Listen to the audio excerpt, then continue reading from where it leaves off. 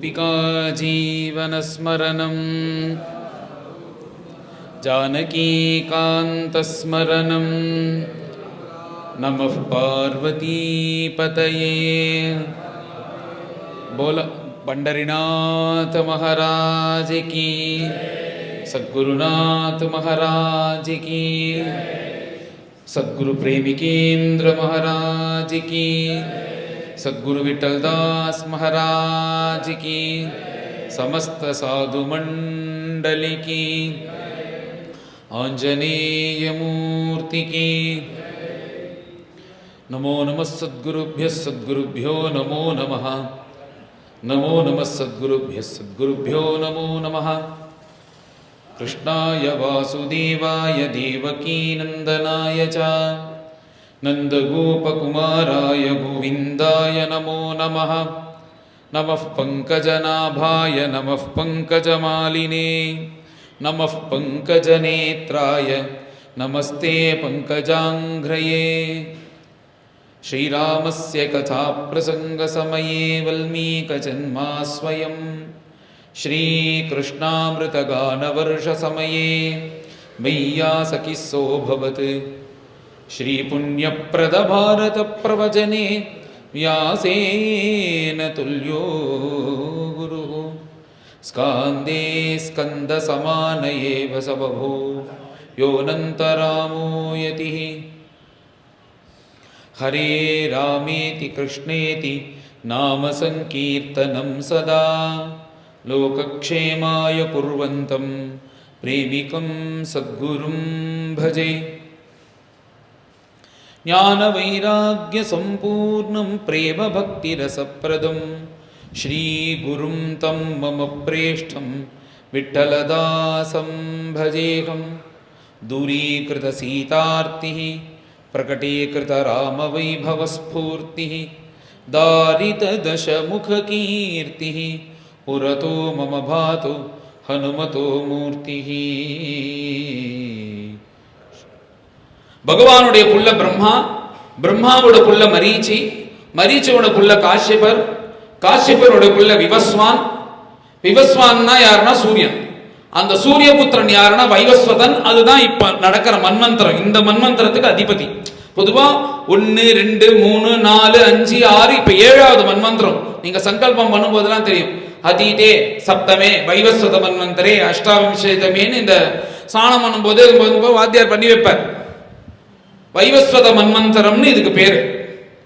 இந்த மன்வந்தராதிபதி யாருன்னா சூரியனுடைய புத்திரன் விவஸ்வான்னு சொல்லக்கூடிய. சூரியனுக்கு பல பேர், பாஸ்கரன், சூரியன், இந்த மாதிரி நிறைய பேர் இருக்கும்போது சகஸ்ரகிரடன் பேர்ல விவஸ்வான்னு ஒரு பேர். அந்த விவஸ்வானுடைய புத்திரன் வைவஸ்வதன் தான் இந்த மன்வந்தரத்துக்கு அதிபதி. அவருக்கு மொத்தம் 10 குழந்தைகள் பிறக்கிறார். இக்ஷ்வாக்கு முதலே 10 குழந்தைகள். அதுல நபகன்னு ஒரு புத்திரன். அந்த நபகனுடைய புத்திரன் நாபாகன். அந்த நாபாகனுக்கு தான் இந்த அம்பரீஷன் மகாத்மா பிறக்கிறார். இவர் யாருன்னா சாட்சாத் ராமபிரான் இருக்காரே, அவர் எந்த வம்சத்தில் அவதாரம் செய்தாரோ, சூரிய வம்சத்தில் அவதாரம் செய்தாரோ, ராமபிரானுடைய முன்னோர்கள் இவர்கள் எல்லாருமே. இந்த இக்ஷ்வாக்கு, இந்த வைவஸ்வதன், விவஸ்வான், வைவஸ்வதன், அந்த சூரிய வம்சத்துல பிறந்த ராமர் 64 சூரியன் பகவான்லேருந்து 64வது தலைமுறையாக ராமபிரான் அவதாரம் பண்றார். ஏதன் மத்தியில் அந்த 64 பேர் இருக்காளே, அவர்கள்ல ஒருத்தர் தான் இந்த அம்பரீஷன் புரிய மகாத்மாக்கள்லாம்.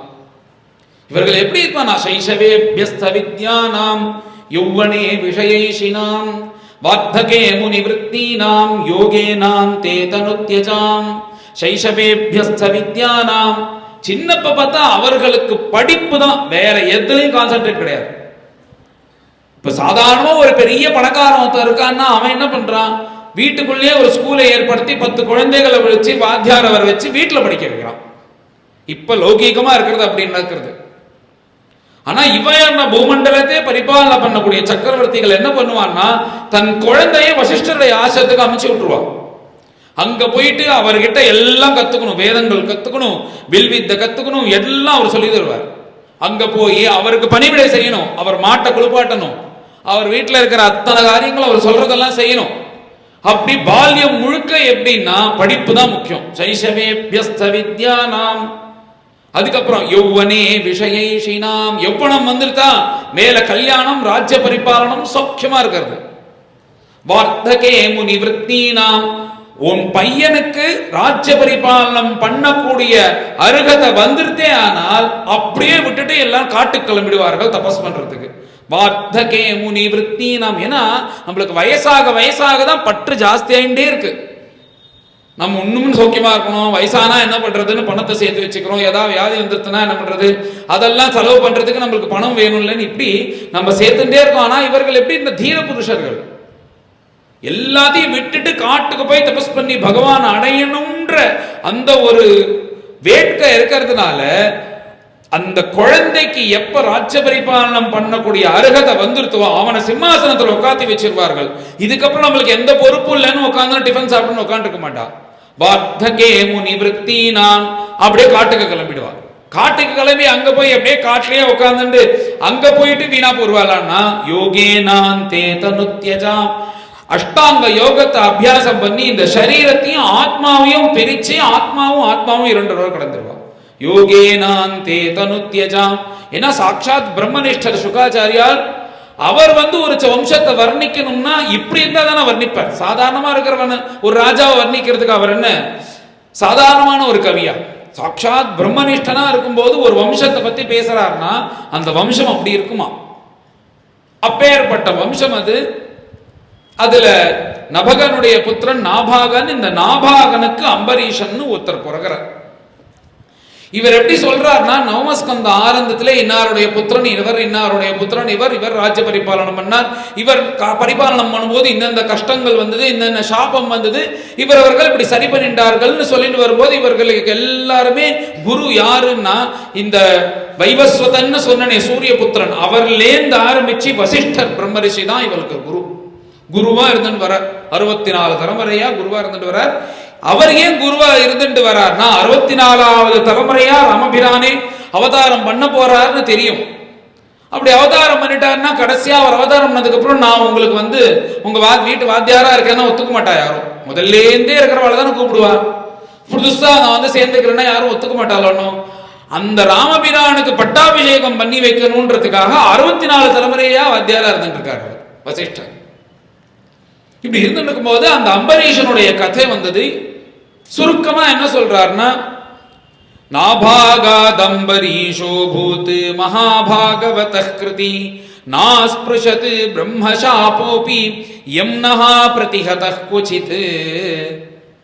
இந்த நாபாகனுடைய புள்ள அம்பரீஷன். இந்த அம்பரீஷன் ரொம்ப நல்லவர், ராஜ்ய பரிபாலனம் பண்ணிட்டு இருந்தார். ஒரு காலம் இவருக்கு ஒரு பிராமண சாபம் வந்தது. ஆனா என்ன ஆச்சரியம்னா இந்த உலகத்திலே பிராமண சாபமே எதுவுமே செய்யாத ஒரு மகான் அப்படின்னு சொன்ன உடனே பரீட்சித்திருக்காரனும் அவர் தானே இந்த கதை கேட்டு இருக்கார் சுகாச்சாரியால் கிட்ட. அவர் ஏன் வந்தார் இந்த கதை கேட்கறதுக்குன்னா இன்னிலேருந்து 7ஆவது நாள் தக்ஷகன் கடிக்க கிடவுறது அப்படின்னு அந்த தக்ஷகன் பாம்பு கடிக்கக்கூடியதுன்னு பிராமண சாபத்தினால தானே வந்தார். இவருக்கு ஒரு கியூரியாசிட்டி ஜாஸ்தி ஆயிடுது. என்னது பிராமண சாபத்தையும் போக்கிக்க முடியுமா? அது போக்கிக்க முடியாம தான் நான் கஷ்டப்பட்டேன், அந்த கதையை நீங்க சொல்லணும் அப்படின்ற ஒரு மகான் இருந்தாரா, நான் அவரை பத்தி தெரிஞ்சுக்கணும்னு. எப்படி உதாரணத்துக்கு சொல்லணும்னா ஒருத்தர் வியாதியில கஷ்டப்பட்டு இருக்காருன்னு வச்சுக்கோங்களேன்.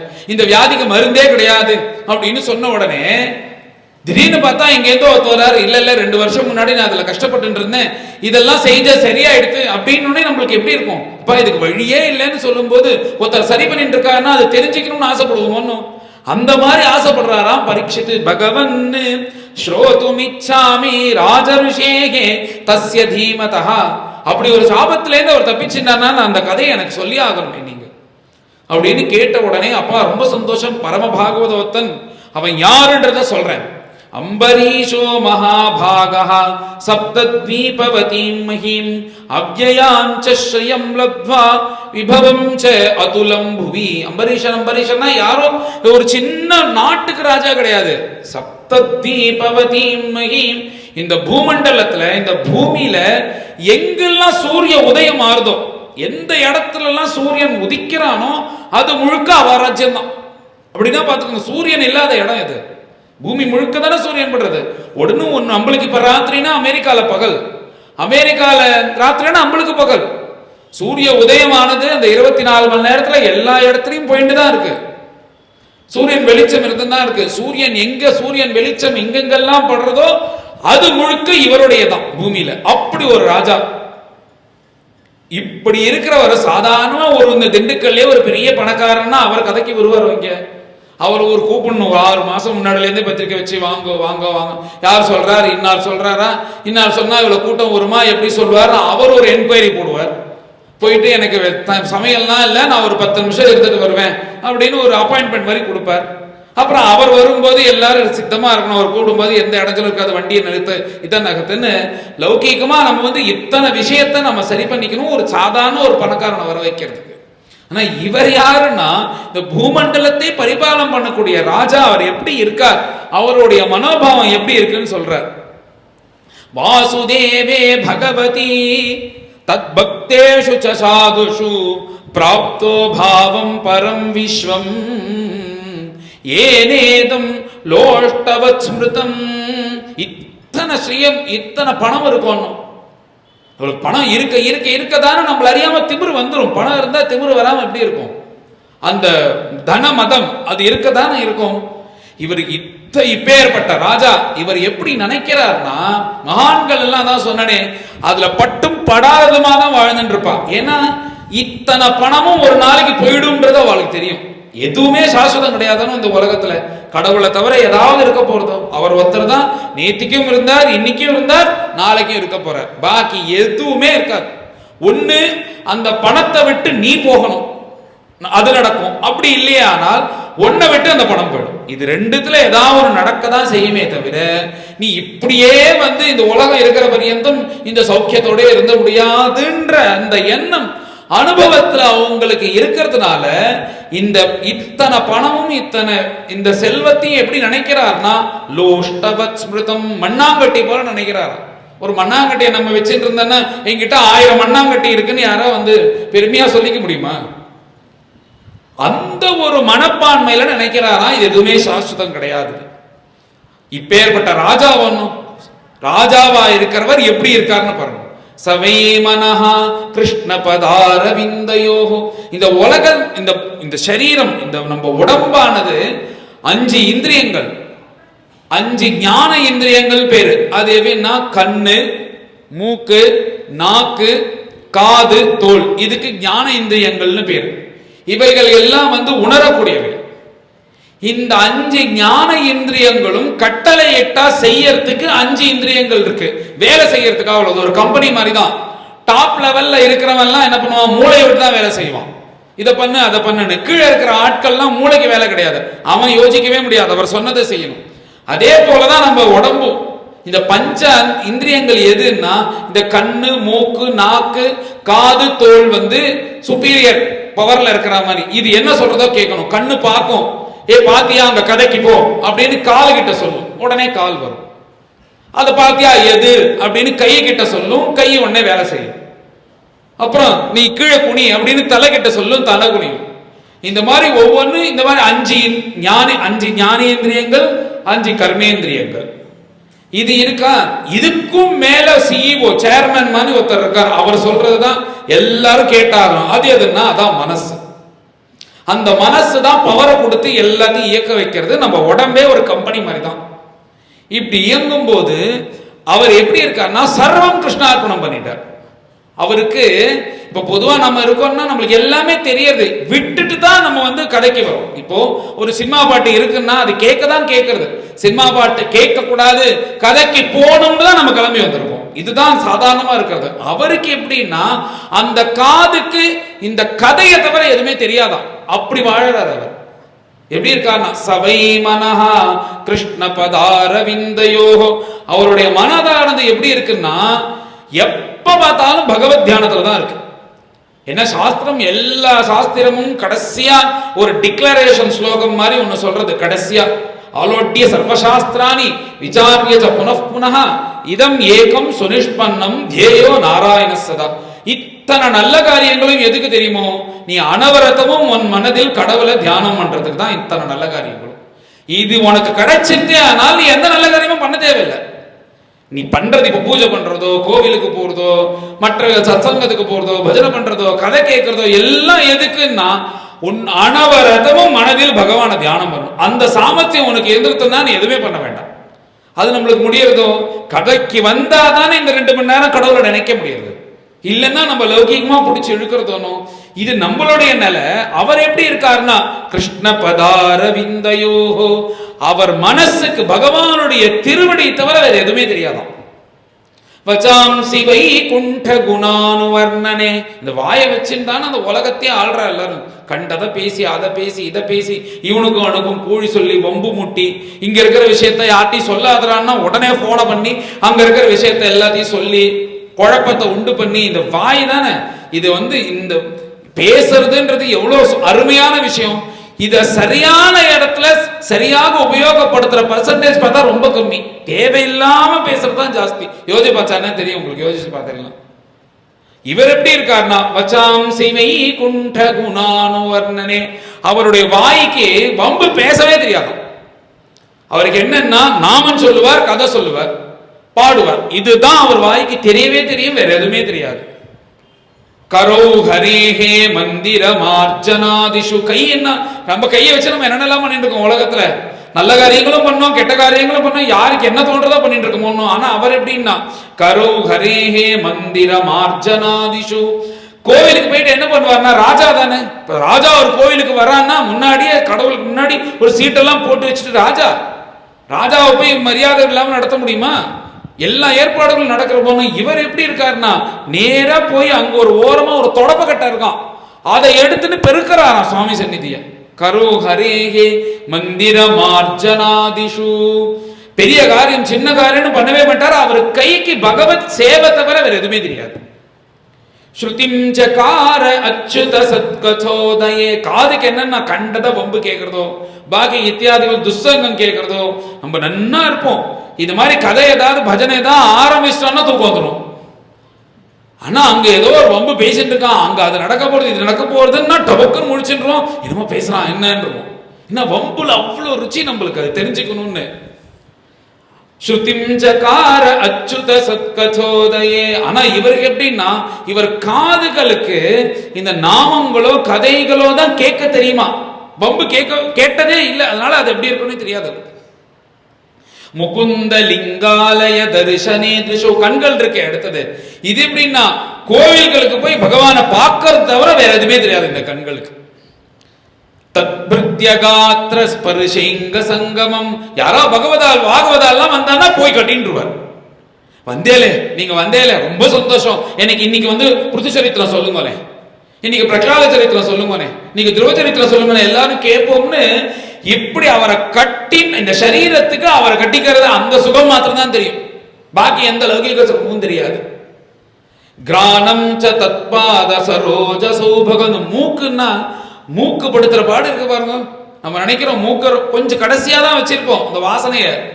ஆனா இப்படி கதை கேட்டுட்டே இருக்கும்போது அங்க ஏதாவது ஒரு வெங்காயம் போட்டு ஒரு ஃப்ரைய போட்டான்னா டக்குன்னு அங்க போயிடும். என்னப்பா பண்றா, எந்த பொடிய போடுறா, என்ன பண்றா, நன்னா இருக்கும் போல இருக்கு, வாசனையே அப்படி இருக்கே, இது எப்படி இருக்கும், அந்த உடனே இது இந்த மாதிரி ஒரு வாசனை வேற இடத்துல வந்தது, அங்க நம்ம சாப்பிட்டோமே அந்த டேஸ்ட் நன்னாருதான் மனசு இப்படியே கொண்டு போறதும். நம்ம சாதாரணமா இருக்கிற மூக்கு மாதிரி அவரோட முறுக்கு அவருக்கு என்ன வாசனை தெரியும்னா பகவானுடைய திருவடியில அர்ச்சனை பண்ண அந்த துளசியோட வாசனை தவிர எதுவும் தெரியாது. ஸ்ரீமத் துளசியாரசனாம் ததர்ப்பிதே, அது மாத்திரமா நாக்குக்கு எந்த ருச்சி தெரியும்னா அந்த துளசி பகவானுக்கு அர்ச்சனை பண்ண துளசி வாசனை மூக்குக்கு தெரியும். நாக்குக்கு எப்படின்னா அது பிரசாதமா சாப்பிடும் போது அதனுடைய டேஸ்ட் இருக்கணும், அதோட ருச்சி தான் தெரியும். பாதோ ஹரேஹே க்ஷேத்திர பதானுசர்ப்பனே, அந்த பாதங்களுக்கு என்ன தெரியும்னா கண்ட இடத்துக்கு சினிமா கொட்டாய்க்கு போறது, அந்த மாலுக்கு போறது, கடைக்கு போறது, இதெல்லாம் எதுவும் தெரியாது. அவர் எங்கன்னா எங்கெங்கெல்லாம் க்ஷேத்திரங்கள் இருக்கோ அந்த க்ஷேத்திரங்களுக்கு போறதுதான் பாதம். சிரோ ரிஷிகேஷ பதாபிவந்தனே, தலைக்கு என்ன தெரியும்னா கிருஷ்ணாய நமஹ கேசவாய நமஹ நமஸ்காரம் பண்றது தலைக்கு தெரியும். காமம் ச தாஸ்யேன து காம காம்யயா யதோத்தம ஸ்லோக ஜனாஸ்ரயாரதிஹி, இப்படி தன்னுடைய சர்வஸ்வமும் பகவத் அர்ப்பணம் பண்ணிட்டு யார் இருக்கான்னா ஒரு துறவி கிடையாது இந்த பூமண்டலத்திலே பரிபாலனம் பண்ணக்கூடிய ராஜா. இதை யோசிச்சு பார்க்கணும். ஒரு துறவி இப்படி இருக்காருன்னா அவருக்கு எந்த வேலையும் கிடையாது, அவர் இருக்காருன்னா சரிங்களாம். ஒரு ராஜாவால இருக்க முடியுமோ, ஒரு வீட்டை நம்மளுக்கு நிர்வாகம் பண்றதே கஷ்டமா இருக்கு. காலத்தால எழுந்துட்டா இதை பண்ணுன்னு சொன்னா அது அங்க நடக்காது. வர வேண்டிய பால்காரன் வரமாட்டான். நீ வெள்ளையா எடுத்து சைக்கிள் எடுத்துன்னு போ, ஓடு, வாங்கிட்டு வா, நீ வாங்கிட்டு வா. அப்புறம் என்ன, கணிகா அழுகி போயிடுது. பண்ணிருக்கிற எத்தனை பிளான் பண்ணினா நடந்து நினைக்கிற மாதிரி நடக்கிறதோ. ஒரு வீட்டை நடத்துறதுக்கே நம்மளுக்கு இவ்வளோ யோஜனை பண்ணேன்னு இருக்கும் போது, அப்புறம் ஒரு ஊரு, அப்புறம் ஒரு ஜில்லா, அப்புறம் ஒரு ஸ்டேட்டு, ஒரு நாடு, அப்புறம் ஒரு பூமின்னா எத்தனை பிரச்சனைகள் வரும் அவருக்கு. ராஜாவா இருக்கிறவருக்கு அவரால் இப்படி எடுக்க முடியும்னா இருந்தாரா அவர். இப்படி அவர் இருக்கும் போது என்ன ஆச்சரியம்னா, அனன்யா சிந்தையந்தோமாம் ஏஜனா பரிபாசதே தேசாம் நித்யாபியுக்தானாம் யோகக்ஷேமம் வகாமியகம்னு கீதாச்சாரியன் சொல்றார். நீ உன்னுடைய அத்தனை வியாபாரங்களும் உன்னுடைய அத்தனை விஷயத்தையும் எனக்கு நீ அர்ப்பணித்திய ஆனால் நான் உன்னை பார்த்துக் கொள்வேன். உன்னுடைய காரியங்கள் முழுக்க நான் பண்ணுவேன், நான் செய்வேன். அவர் என்ன பண்ணிட்டார்னா, அவர் தன்னுடைய சுதர்சனத்தை அனுப்பிச்சு வச்சுட்டார். நீ உன்னுடைய அவர் என்ன பண்ண, பொதுவா பகவான்கிட்ட போயிட்டு நான் எல்லாத்தையும் விட்டுறேன், நீ என்ன பாத்துக்கிறியா அப்படின்னா விடக்கூடாதுன்றவார். ஏன்னா கர்மண்யவாதி கருத்தை.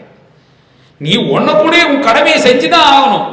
நீ இப்போ நான் எல்லாத்தையும் விட்டுட்டேன், நான் பகவான் பண்ணிட்டு இருக்கேன், என்ன பண்ணாதேன்றவார். அது எப்படின்னா அந்த நிலை அதுவா கொஞ்சம் கொஞ்சமா வரணும். ஒரு புண்ணு இருக்குன்னா அந்த புண்ணு இருக்குன்னு மேல பிளாஸ்டர் போட்டிருக்கான். அந்த புண்ணு ஆறினதுன்னா அந்த பிளாஸ்டர் அதுவாகவே கீழே விழுந்துடும். அந்த புண்ணு ஆறிடுதான் ஒவ்வொரு தரையும் திறந்து நீ பார்த்துட்டே இருந்தேன்னா இருக்கிற புண்ணோட சேர்ந்து சதப்பிஞ்சு பெரிய புண்ணாங்க. அந்த மாதிரி நாம எதையுமே விடக்கூடாது, அதுவா விடணும். அதுவா விடுற பரியந்தம் நாம் அதை பண்ணிட்டே தான் இருக்கணும். அதுக்கு என்ன பண்ணணும்னா மனசோட கொஞ்சம் கொஞ்சமா பேலன்ஸ் பண்ணிட்டு வரணும். இப்படி இவர் தன்னை அப்படி மாத்திட்டதுனால இந்த பொறுப்பு பகவான்கிட்ட போயிடுது. அதனால அவர் என்ன பண்றாருன்னா, தஸ்மா அதாத் ஹரிஹி சக்கரம் பிரத்யநீக பயாவகம் ஏகாந்த பக்தி பாவேன பிரீதோ பிருத்யாபிரக்ஷணம். இந்த மாதிரி நம்ம பக்தன் இருக்கும்போது இவனை யாரும் ஏமாத்திடக்கூடாதே அப்படின்னு பகவானுக்கு அந்த பொறுப்பு இருக்கிறதுனால அந்த சுதர்சனத்தை அனுப்பிச்சிட்டார். இனிமே சுதர்சனம் பார்த்துக்கிறது, தப்பு பண்ணினா தெரிஞ்சு. ஏன்னா அந்த சுதர்சனத்துக்குள்ள பவர் யாருக்குமே கிடையாது. பிரம்மாஸ்திரம் கூட பயந்து ஓடுறது. உலகத்திலே பெரிய அஸ்திரம் எதுன்னா பிரம்மாஸ்திரமும். பிரம்மாஸ்திரம் உங்களுக்கு ஒரு உதாரணத்துக்கு சொல்லணும்னா ஆட்டம் பாம் மாதிரி அவ்வளோ பவர்ஃபுல் அது. அதுவே இந்த சுதர்சனத்தை கண்டு நடுங்கி ஓடுறதுன்னா அப்ப அது எவ்வளவு பவர்ஃபுல். அதை அமைச்சிட்டார் பகவான். அதனால உலகத்தில் இருக்கிறவா எல்லாருக்கும் எப்படி இருக்குன்னா, அந்த சுதர்சனம் இருக்கு, நம்ம ஏதாவது பண்ணிடுவோம்னு அவரவர்கள் அவர்கள் கடமையை செய்யலாம். பொதுவா இந்த உலகத்துல அவாவா கடமையை செஞ்சிட்டாலே ஆனால் யாருக்கும் எந்த பிரச்சனையும் இருக்காது, எல்லாம் ஸ்மூத்தா ரன் ஆகும். தலைவனே தேவையில்லை. கடமையை மீறும் போது கண்டிக்கிறதுக்கு தானே ஒரு தலைவன் தேவை. எல்லாம் யதா ராஜா ததா பிரஜாக. ராஜா எப்படி இருக்கானோ அவ்வாறு தானே ஜனங்கள் இருப்பா. இப்படி இருக்கிற இந்த அயோத்தியை பார்த்து இந்திரனே அசூயப்படுறானா. என்னடா இப்படி ஒரு ராஜ்ய பரிபாலனம் பண்றான், ஒத்தனும் தப்பு பண்ண மாட்டேங்கிறான், நாம என்ன பெரிய இந்திரன் திலோகாதிபத்தின்னு நாமளும் ஒரு ராஜா தானே, நாம வீணா போனோம் இப்படி ஒரு ராஜ்ய பரிபாலனம் பண்ணி இந்த அம்பரீஷன் மாதிரி நம்மளால ராஜ்யம் பண்ணப்படும் இல்லையா. இந்திரனே அசூயப்படுறான். அசூயப்பட்டு பொதுவா இந்த மாதிரி அசூயப்பட்டானா அவன் என்ன நினைக்கிறான்னா, அம்பரீஷனை சொர்க்கத்துக்கு ஐஷன் போவோம், நம்மள்கிட்ட இருக்கிற படத்தெல்லாம் காமிப்போம், அவன் என்ன பண்றான்னு பார்ப்போம் அப்படின்ற மாதிரி நினைக்கணும்னு அம்பரீஷன் கூப்பிடுறான் இந்திரன்.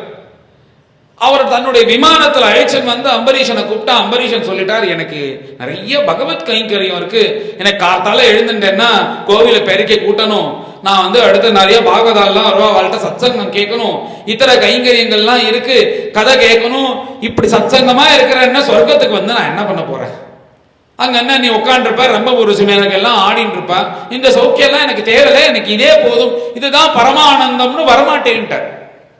உடனே இந்திரன் என்ன பண்றான்னா, சரி அம்பரீஷன் தான் வரலேன்ட்டார், பலவந்தப்படுத்த முடியாது. அங்க இருக்கிற மந்திரிமார்கள்ட்ட எல்லாம் போய் கேட்டான். மந்திரிமார்கள்ட்ட போயிட்டா, இல்லை எங்களுக்கு அம்பரீஷன் கூட இருக்கிறது தான் பிடிச்சிருக்கு, அதனால நாங்க இங்கேருந்து வரமாட்டோம் அப்படின்ட்டாங்க. சரி இவ்வளவு மந்திரிமார்கள் வரல, அடுத்த யாருன்னா அங்க இருக்கிற வேலையாட்களை போய் கூப்பிடுறான், நீங்களாவது வரக்கூடாதா, சொர்க்கத்துக்கு வாங்க போயிட்டு வரலாம். அவனுக்கு என்னன்னா, நம்ம விமானம் எடுத்துன்னு வந்துட்டோம், வெறும் விமானத்தோட போனா அவமானம், அதனால யாரையாவது ரெண்டு பேரையாவது அழைச்சுன்னு போவோம் அப்படின்னு நினைக்கிறான். இப்படி இந்த வேலையாட்களை கூப்பிட்டா அங்க வந்தா நாங்க என்ன பண்ண போறோம், உட்காந்துட்டு துஷ்சங்கம் தான் இருக்க போறது, இந்த வேலை யாராவது நல்லது சொல்ல போறாளா, இங்க இருந்தா நாங்க ஏதோ நல்லவர்களுக்கு பணிவிடை செய்யக்கூடிய பாக்கியமாக எங்களுக்கு இருக்கு, நாங்க வரமாட்டோம். இப்படி சாதாரண ஜனங்களும் வரலன்னு உடனே ரோட்ல ஒரு நாய் போயிட்டு இருக்கு. அந்த நாயை கூப்பிடுறான், நாயை நீயாவது வாய சொர்க்கத்துக்கு அப்படின்னா, அந்த நாய் என்ன சொல்றதுன்னா, இங்க வந்தா பாகவதாலுடைய எச்சல் எங்கேயாவது உச்சிஷ்டம் கிடைக்கும், அதை நான் சாப்பிட்டு நிம்மதியா இருக்கேன், என் மனசு நிம்மதியா இருக்கு, அங்க வந்தா அதுவும் வீணா போயிடும், நான் வரமாட்டேன்றதான். நாய் கூட சொர்க்கத்துக்கு வராம இருக்கேன்னு வருத்தப்பட்டு இந்திரன் கிளம்புறானா விமானத்தை எடுத்துட்டு. அப்படி ஒரு ராஜ்ய பரிபாலனம் பண்ற. இப்படி ராஜ்ய பரிபாலனம் பண்ணும் போது ராஜா இவ்வளவு நல்லவனா இருக்கும்போது ஜனங்களுக்கு ஏன் துரோகம் பண்ணணும்னு தோணும்? ஜனங்களும் அப்படி ஒரு நல்லவர்களா இருக்கா, இப்படி ஒரு ராஜ்ய பிரபாலம். அப்புறம் அவருக்கு ஒரு நாளைக்கு என்ன தோணுதுன்னா, இந்த துவாதசி விரதம் அப்படின்றது ஒரு விரதம். அது எப்படி அனுஷ்டானம் பண்ணணும்னா, தசமி திதி அன்னைக்கு ராத்திரி சாப்பிடக்கூடாது. அப்புறம் தசமி ராத்திரியும் முடிச்சுட்டு இருப்பா, சத்சங்கத்தோட இருப்பா. ஏகாதசி முழுக்க நிர்ஜலம், சாப்பிடக்கூடாது. ஏகாதசி ராத்திரியும் முடிச்சுட்டு இருப்பா. மறுநாள் கார்த்தால துவாதசி வருதோன்னு, துவாதசி திதி முடியறதுக்குள்ள அந்தணர்களை கூப்பிட்டு அவர்களுக்கு ஆகாரம் போட்டுட்டு அந்த உச்சிஷ்ட பிரசாதத்தை சாப்பிடணும். சாப்பிட்டுட்டு துவாதசி அன்னைக்கு ராத்திரியும் தூங்க கூடாது. திருப்பி திரையோதசி அன்னைக்கு தான் நீ சாதாரண மனிதனா இருந்து எல்லாம் பண்ணலாம். இது துவாதசி விரதம்னு பேரு. இதுக்கு இதை பண்ணணும்னு தீர்மானம் பண்ணியிருக்கார். இப்படி தீர்மானம் பண்ணி இந்த விரதத்தை ஏற்பாடு பண்ண, இது எப்படின்னா ஒரு ஏகாதசி துவாதசி இல்ல, வருஷம் முழுக்க ஒரு வருஷம், இந்த ஒரு மாசத்துக்கு 2 ஏகாதசி வருது. அப்படின்போது 12 × 2 எவ்வளோ, 24 ஏகாதசி. அது முழுக்கவே பண்ணணும்னு இப்ப என்ன, இப்ப 2024 இந்த கார்த்திகை மாசம் ஆரம்பிச்சு 2025 கார்த்திகை மாசம் பர்யந்தம் இது பண்ணணும்னு தீர்மானம் பண்ணிட்டார். இப்படி தீர்மானம் பண்ணின உடனே அவர் என்ன நினைக்கிறார்னா, ஒரு வருஷம் தானே, சுதர்சன சக்கரம் இருக்கு, ராஜ்ய பரிபாலத்தை பார்த்துக்கிறது, நாம இங்க இருந்து பண்றதை விட, அயோத்தியில இருந்து பண்றதை விட யமுனா நதிக்கரை பிருந்தாவனத்துக்கு அந்த யமுனா நதிக்கரையில ஒரு பர்ணசாலையை அமைச்சுண்டு அங்க எல்லாரையும் சைன்யம் எல்லாத்தையும் வர சொல்லி அங்க பண்ணுவோம், அங்க ஒரு வருஷம் இருந்து பண்ணுவோம்னு தீர்மானம் பண்ணிட்டு எல்லா ஏற்பாடுகளையும் பண்ண சொல்லிட்டார். அத்தனை ஏற்பாடுகளும் நடக்கிறது. அந்த துவாதசி விரதம் நடக்கிறது. அப்பப்போ போயிட்டு வரார்கள்.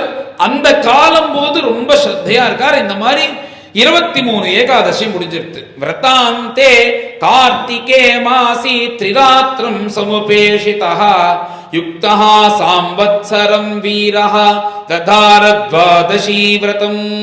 கடைசியா அந்த ஏகாதசி விரதமா இருக்கிறதுனால இந்த தடவை என்ன பண்றாருன்னா, மகாபிஷேக விதினா சர்வோபஸ்கர சம்பதா. சாதாரணமா ஏகாதசிக்கு அபிஷேகம் பண்ணுவோம்.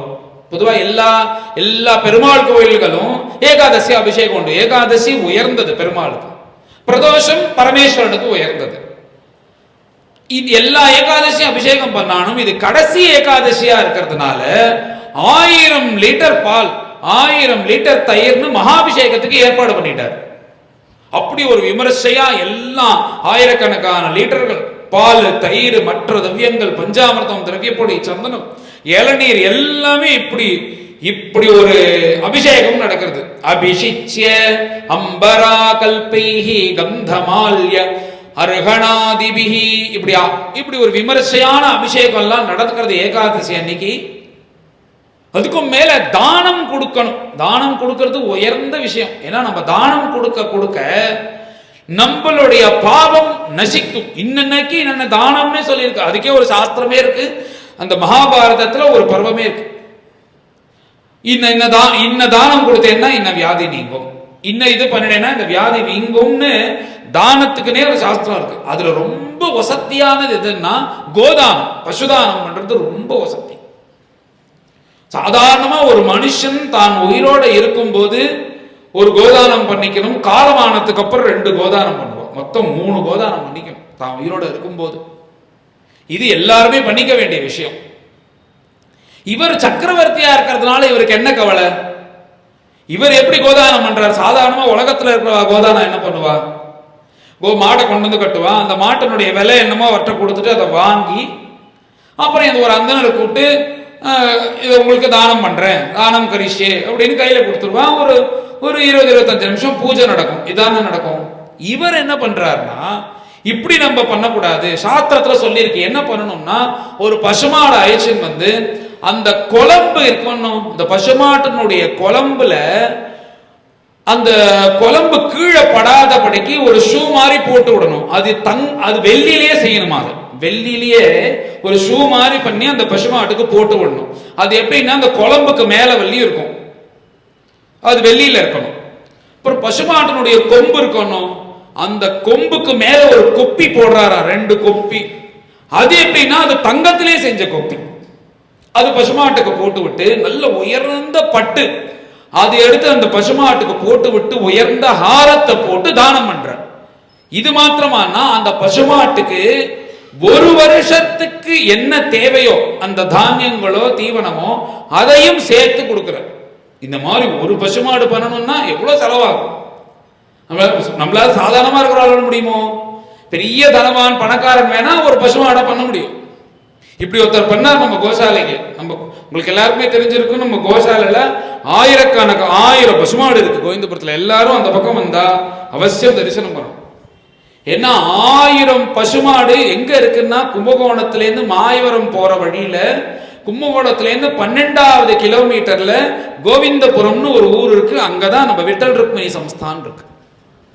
அங்க 3 விஷயங்கள் நடக்கிறது. என்னன்னா, ஒண்ணு தேவபூமி, பாண்டுரங்கன். இந்த உலகத்திலேயே பாண்டுரங்கனுக்குன்னு பிரத்யேகமா இருக்கிற கோவிலே பெரிய கோவில் நம்ம அந்த கோவில் இருக்கு. தெரியும், 150 அடி கோபுரம் உயரம், பெரிய கோவில். அதுக்கப்புறம் பார்த்தா வேத பூமி. இந்த பாரத தேசத்துல எத்தனை வேதங்கள் இருக்கோ, வேதம் மாத்திரம் இல்ல, அதுக்குள்ள சாக்கைகள் நிறைய கிளைகள் இருக்கு. அத்தனையும் சேர்த்து வைகானசம், அப்புறம் வந்து கோவில் அர்ச்சகம் பண்ற அந்த இது, யாகங்கள் பண்ணும்போது தனியா கத்துக்கணும் சில வேண்டிய விஷயம், அவைகள், சாஸ்திரங்கள், சம்ஸ்கிருத பாடம் எல்லாம் சேர்ந்து ஒரு பெரிய யூனிவர்சிட்டி போல ஒன்று நடக்கிறது. இது வேத பூமி. கடைசியா இன்னொன்னு என்ன இருக்குன்னா, கோபூமி. 1000 பசுமாடு. நம்ம நாட்டு பசுக்கள், நம்ம நாட்டு பசுக்கள்ல எது முக்கியமானவைகளோ நம்ம நார்த் இந்தியாவிலேருந்து ஒரு லாரி வச்சு அழிச்சின் வந்து இங்க பசு சம்ரக்ஷணம். இது முழுக்க விட்டல்தாஸ் மகாராஜ், எல்லாருக்குமே தெரிஞ்சிருக்கும். குருநாதர் ஜெயகிருஷ்ண தீட்சிதர் விட்டல்தாஸ் மகாராஜ் பண்ணிட்டு இப்பேற்பட்ட காரியம் நினைச்சு பார்த்தாலே நம்மளுக்கு புல்லரிக்கும். அப்படி ஒரு மகான். ஏன்னா பகவானால் இவர்கள்லாம் யாருன்னா, பகவானால் அனுப்பப்பட்டா இந்த மாதிரி காரியம் பண்ணணும் அவதார புருஷர்கள். சாதாரண மனுஷனால பண்ண முடியுமோ? ஒரு குடும்பத்தை நடத்துறதே அவங்களுக்கு மொழி பிதுங்கிறது. அப்படின்னும் போது ஒரு 1000 பசுமாடை வச்சு நடத்துறது, ஒரு 120 குழந்தைகளுக்கு வந்து பாடம் சொல்லி தருது, வேதம் சொல்லி தருது, எல்லாம் ஃப்ரீ. யாருக்குமே எந்த இதுவும் பண்றது இல்லை. இப்போ உங்களை மாதிரி கதை சொல்லி இதுல டொனேஷன்ல வர பணத்துல தான் ரன் ஆகிட்டு இருக்கு. அதே மாதிரி கோவில். அதனால இந்த சமயத்துல எதையும் சொல்லிடுறேன், ஒரு பசுமாட்டை ஒரு மாசத்துக்கு பராமரிக்கிறதுக்கு 3000 ரூபாய் செலவா இருக்கு. நம்ம எவ்வளவோ செலவு பண்றோம். அதனால எல்லாருமே இந்த 3000 ரூபாய் கொடுத்தீங்கன்னா நம்மளுடைய குடும்பத்துல தர்மம் சேரணும். அதனால எல்லாருமே இந்த குடும்பத்துல இந்த தர்மத்துல கலந்துக்கணும்னு நான் உங்களை வேண்டிக்கிறேன். நீங்க என்ன இப்போ 7 நாள் கதைக்கு வர சம்பாவனை என்ன எனக்கு கொடுக்கறதுன்னா, ஒரு பசுமாட்டுக்கு 3000 ரூபாய் ஒரு மாசத்துக்கு உள்ளதை எல்லாரும் அவவா குடும்பத்திலேருந்து ஒருத்தர் கொடுத்துருணும். கொடுத்தா இதை கொண்டு போய் அங்க 4 தீவனம் வாங்கி அந்த பசுமாட்டுக்கு போடுவேன். எல்லாருக்கும் அந்த புண்ணியம் சேரணும்னு தான் சொல்றேன். முக்கியமா எல்லாரும் அது முயற்சி பண்ணுங்க. 3000 ரூபாய் கொடுத்தா ரொம்ப சந்தோஷம். வசதி இல்லவா அவளுடைய சௌகரியம். ஆனா நம்மளுக்கு தெரிஞ்சுட்டே இல்ல, பரவாயில்ல அவர் பாட்டுக்கு சொல்றார் அப்படின்னு ஒரு 50 ரூபாய் வச்சு கொடுக்க கூடாது. உங்களுடைய வசதி என்னன்னு உங்களுக்கு தான் தெரியும். அதுக்கு தகுந்த போல அதுல கலந்துக்கும். இப்படி ஒருத்தர் கோதானம் பண்ணினார் நம்ம கோசாலையில. அவர் ஆசைப்பட்டார், இந்த மாதிரி சாஸ்திரத்துல சொல்லியிருக்கே அப்படின்னு சொல்லிட்டு அவர் இந்த வெள்ளி, இந்த கொம்புல மாத்திரம் தங்கம் போடுறது அளவுக்கு பணம் இல்லாத போது அந்த வெள்ளியிலேயே தங்க பிளேட் போட்டு கால் எல்லாம் வெள்ளி இதை போட்டு அந்த ஷால் போட்டு பண்ணினார். ஒரு பெரிய மனஸ்வி பண்ணினார் ஒரு பசுமாடு கோதானம். இந்த மாதிரி இவர் என்ன பண்றாருன்னா, இப்படி ஒரு விமர்சையான இந்த ஏகாதசி இந்த முடியும் போது ஒரு அந்த மாதிரி ஒரு பசுமாடை கொண்டு வந்து வச்சு தானம் கொடுக்கிறார். எத்தனை பசுமாடுன்னா, ஒரு பசுமாடு இல்ல, 1000 பசுமாடு இல்ல, 1,00,000 பசுமாடு இல்ல, 1 கோடி பசுமாடு இல்ல, 60 கோடி பசுமாடு கொடுக்கிறாராம். 60 கோடி பசுமாடை கொண்டு வந்து நிறுத்தி அத்தனைக்கும் அலங்காரம் பண்ணி ஒரு வருஷத்துக்கு வேணுங்கிற தானியத்தையும் கொடுத்து அந்தனர்களுக்கு கொடுக்கிறார். சாரியா கொடுக்கிறார். எடுத்துன்னு போங்க அப்படின்னா அவர்கிட்ட எப்பேற்பட்ட பணம் இருந்திருக்கும். எப்பேற்பட்ட ராஜாவா இருந்திருப்பார். அவர் எப்படி இருக்கார்? இவ்வளோ பணம் இருக்கிறவர் எப்படி இருக்கார் பகவான் கிட்ட? அப்படி பார்க்கணுமா? அவருடைய செல்வம் அப்படி செழிச்சது. இப்படி ஒரு மகானவர். இந்த மாதிரி நம்ம ஒரு சத்காரியங்கள் பண்ணும்போது இது பூர்த்தி எப்படி பண்ணணும்னா, கடைசியா அந்தணர்களுக்கு கூப்பிட்டு ஆகாரம் போடுறது, அந்த பிரசாதத்தை நம்ம சாப்பிட்டுட்டு அவர்களுக்கு தாம்பூலம் கொடுத்தாதான் இது பூர்த்தி ஆகும். இது எந்த நல்ல காரியங்கள் வீட்டில் பண்ணாலும் இது பண்ணுவோம். அப்படி நடக்கும்போது இவர் பண்ணிட்டே இருக்காரா, பிராமணர்கள் எல்லாரையும் கூப்பிட்டா அவர்களுக்கு உட்கார்ந்து இத்தனை கோதானத்தையும் பண்ணி எல்லாருக்கும் ஆகாரம் பண்ணி தாம்பூலம் கொடுத்து முடிச்சாரோ இல்லையோ, தஸ்ய தரிஹி அதிதிஹி சாக்ஷாத் துர்வாசா பகவான பூத். இந்த மாதிரி ஒரு நல்ல காரியம் நம்ம பண்ணும்போது நாம கூப்பிடாம யாராவது ஒரு மகான் தரிசனம் பண்ணணும்னு வந்தாருன்னு வச்சுக்கோங்களேன், அது என்ன அர்த்தம் அதுக்குன்னா, நீ பண்ண தர்மத்தை கடவுள் ஏத்துட்டார்னு அர்த்தம். நீ கூப்பிடவே இல்லை அவர்களை, ஆனா அப்படி நடந்துட்டே இருக்கும்போது அவர்களா வர உன் வீடை தேண்டி அப்படின்னும் போது சாட்சாத் பகவான் ஸ்வரூபம் தான் அவர்கள். அப்படி வந்தான்னா அது கடவுள் ஏத்துட்டார் உன்னுடைய தர்மத்தை அப்படின்னு அர்த்தம். இப்படி இவர் இத்தனை தர்மத்தையும் பண்ணும்போது ஆச்சரியம் என்னன்னா, அங்க பரம தபஸ்வியா இருக்கக்கூடிய துர்வாசர் வர ஆயிரக்கணக்கான சிஷ்யர்களை அழிச்சுண்டு இப்படி வேதம் சொல்லிண்டே வராரா. இவர் கண்ணும் கண்ணீருமா. பொதுவா இந்த மாதிரி மகான்களை பார்த்தா அப்படியே குத்துக்கள் மாதிரி உட்காரக்கூடாது. நேரா என்ன பண்ணணும், வாங்க வாங்க வாங்க, திருநாணி பூமி ருதகம் வாக்சதுர்த்தீச்ச சூன்றுதா. முதல்ல அவர்களை கூப்பிடணும், வாங்க வாங்கன்னு. உள்ள வந்து உட்காத்தி வைக்கணும், ஒரு ஆசனம் கொடுக்கணும், அதுல உட்காத்தி வைக்கணும். அப்புறம் கொண்டு வந்து பூர்த்தம் ஜலத்தை கொண்டு வச்சிடணும். அவ கேட்கிற மாதிரி வச்சுக்க கூடாது. அதுக்கப்புறம் என்ன வந்தீர்கள், எதுக்காக வந்தீர்கள் கேட்கணும். இதுதான் அதிதிக்கு உபச்சாரம் பண்றது, மகான்களுக்கு உபச்சாரம் பண்றது. இப்படி அவர் வந்த உடனே இவர் என்ன பண்றாருன்னா, அவர் திருவடியை அலம்பி தானும் புரோக்ஷனம் பண்ணிட்டு தன் மனைவி புத்திரர்கள் எல்லாருக்கும் கொடுத்து அவருக்கு ஒரு ஆசனம் கொடுத்து உட்காத்தி வச்சு, இந்த விரதம் எனக்கு நான் என்ன நினைக்கிறேன்னா, நீங்க வந்ததுனாலதான் இது சபலமாச்சு, அதனால நீங்க இங்க ஆகாரம் பண்ணிட்டு போகணும், நீங்க சாப்பிட்ட மிச்சத்தை நான் சாப்பிட்டு தன்யன் ஆகிறேன் அப்படின்னு பிரார்த்தனை பண்ணனே, அதுக்கு தான்ப்பா வந்திருக்கேன் அப்படின்னு அவர் சொல்லிட்டார். மேல என்ன ஆயிடுதுன்னா, அவர் மாத்தியானிகம்னு ஒண்ணு பண்ணுவா அந்தணர்கள். மத்தியானம் சூரியன் வந்து நேர தலைக்கு நேர இருக்கும் போது அர்க்கியம்னு ஒண்ணு விடணும். அது மாத்தியானிகம்னு பேர் அதுக்கு. அது விடணும்னா அதுக்கு முன்னாடி ரொம்ப ஆச்சாரமா இருக்கிறவங்க திருப்பி புனச்ச ஒரு ஸ்நானம் பண்ணுவா, மாத்தியானிக ஸ்நானம்னு பேர் அது. அவர் என்ன சொல்றாருன்னா, நான் மாத்தியானிகம் பண்ணணும், அதனால நான் திரும்ப ஸ்நானம் பண்ணிட்டு வரேன் அப்படின்னு கிளம்பிட்டார்.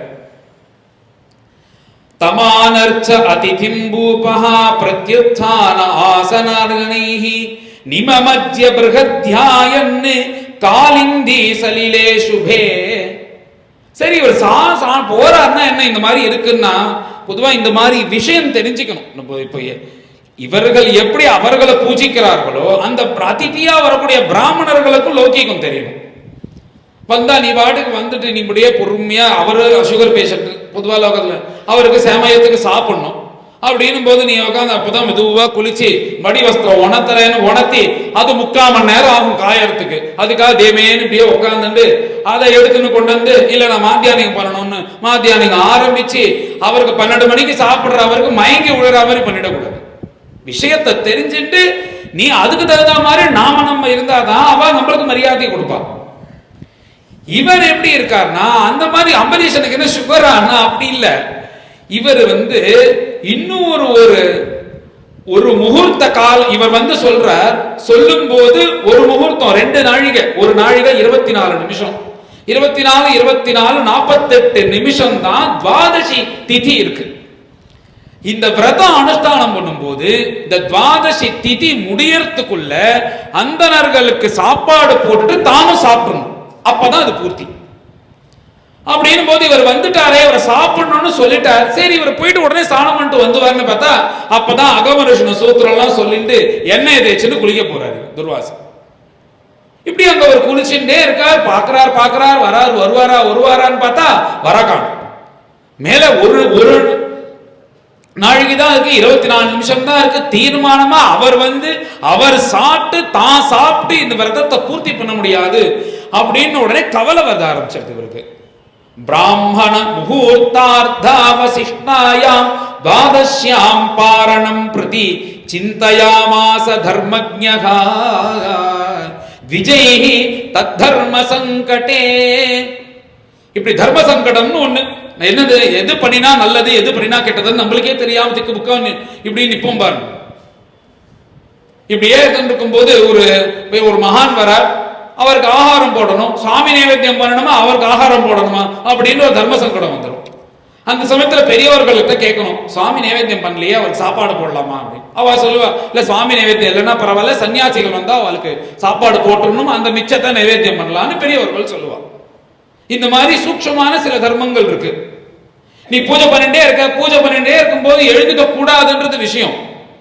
ஆனா வெளியில ஒரு பிச்சைக்காரன் வந்து பவதி பிக்ஷாந்தேகின்னா அவனுக்கு போய் போட்டுட்டு வந்து பூஜை பண்ணுன்னு சாஸ்திரம் சொல்றது. இப்படி விசேஷ தர்மம்னு நிறைய இருக்கணும்.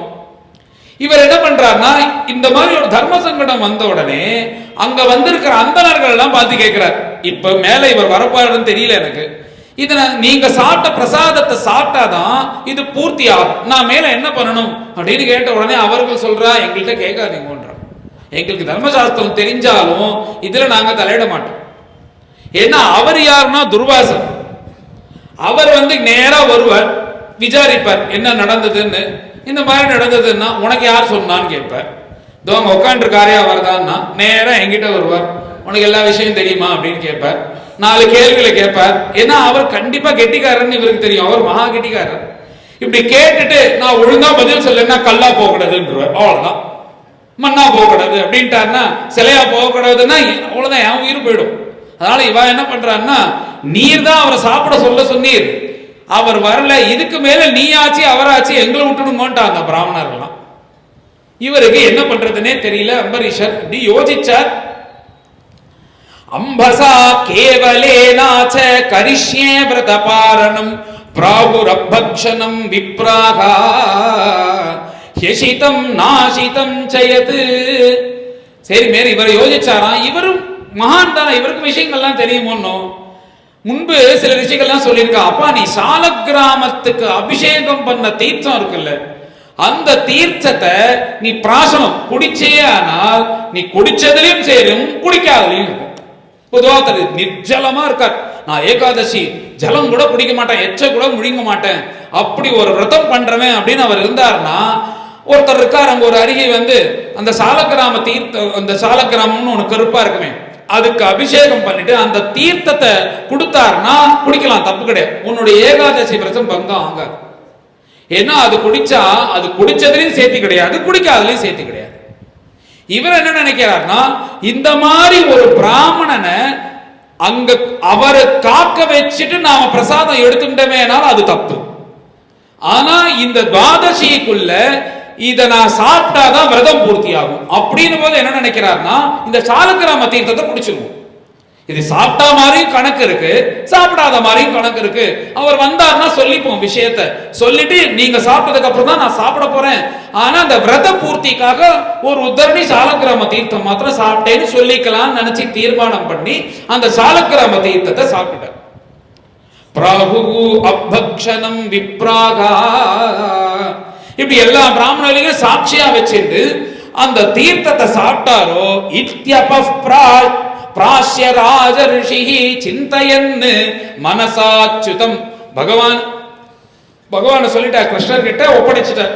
கிருஷ்ணா இதுக்கு மேல என்ன நடந்தாலும் நான் ஏத்துக்க தயாரா இருக்கேன், அதனால நான் குடிக்க தான் போறேன்னு பகவான் நினைச்சிட்டே இவர் இங்க குடிச்சிட்டார். இத்தனையும் துர்வாசா யமுனா கூலாத் கிருதாவஸ்யக ஆகதஹ.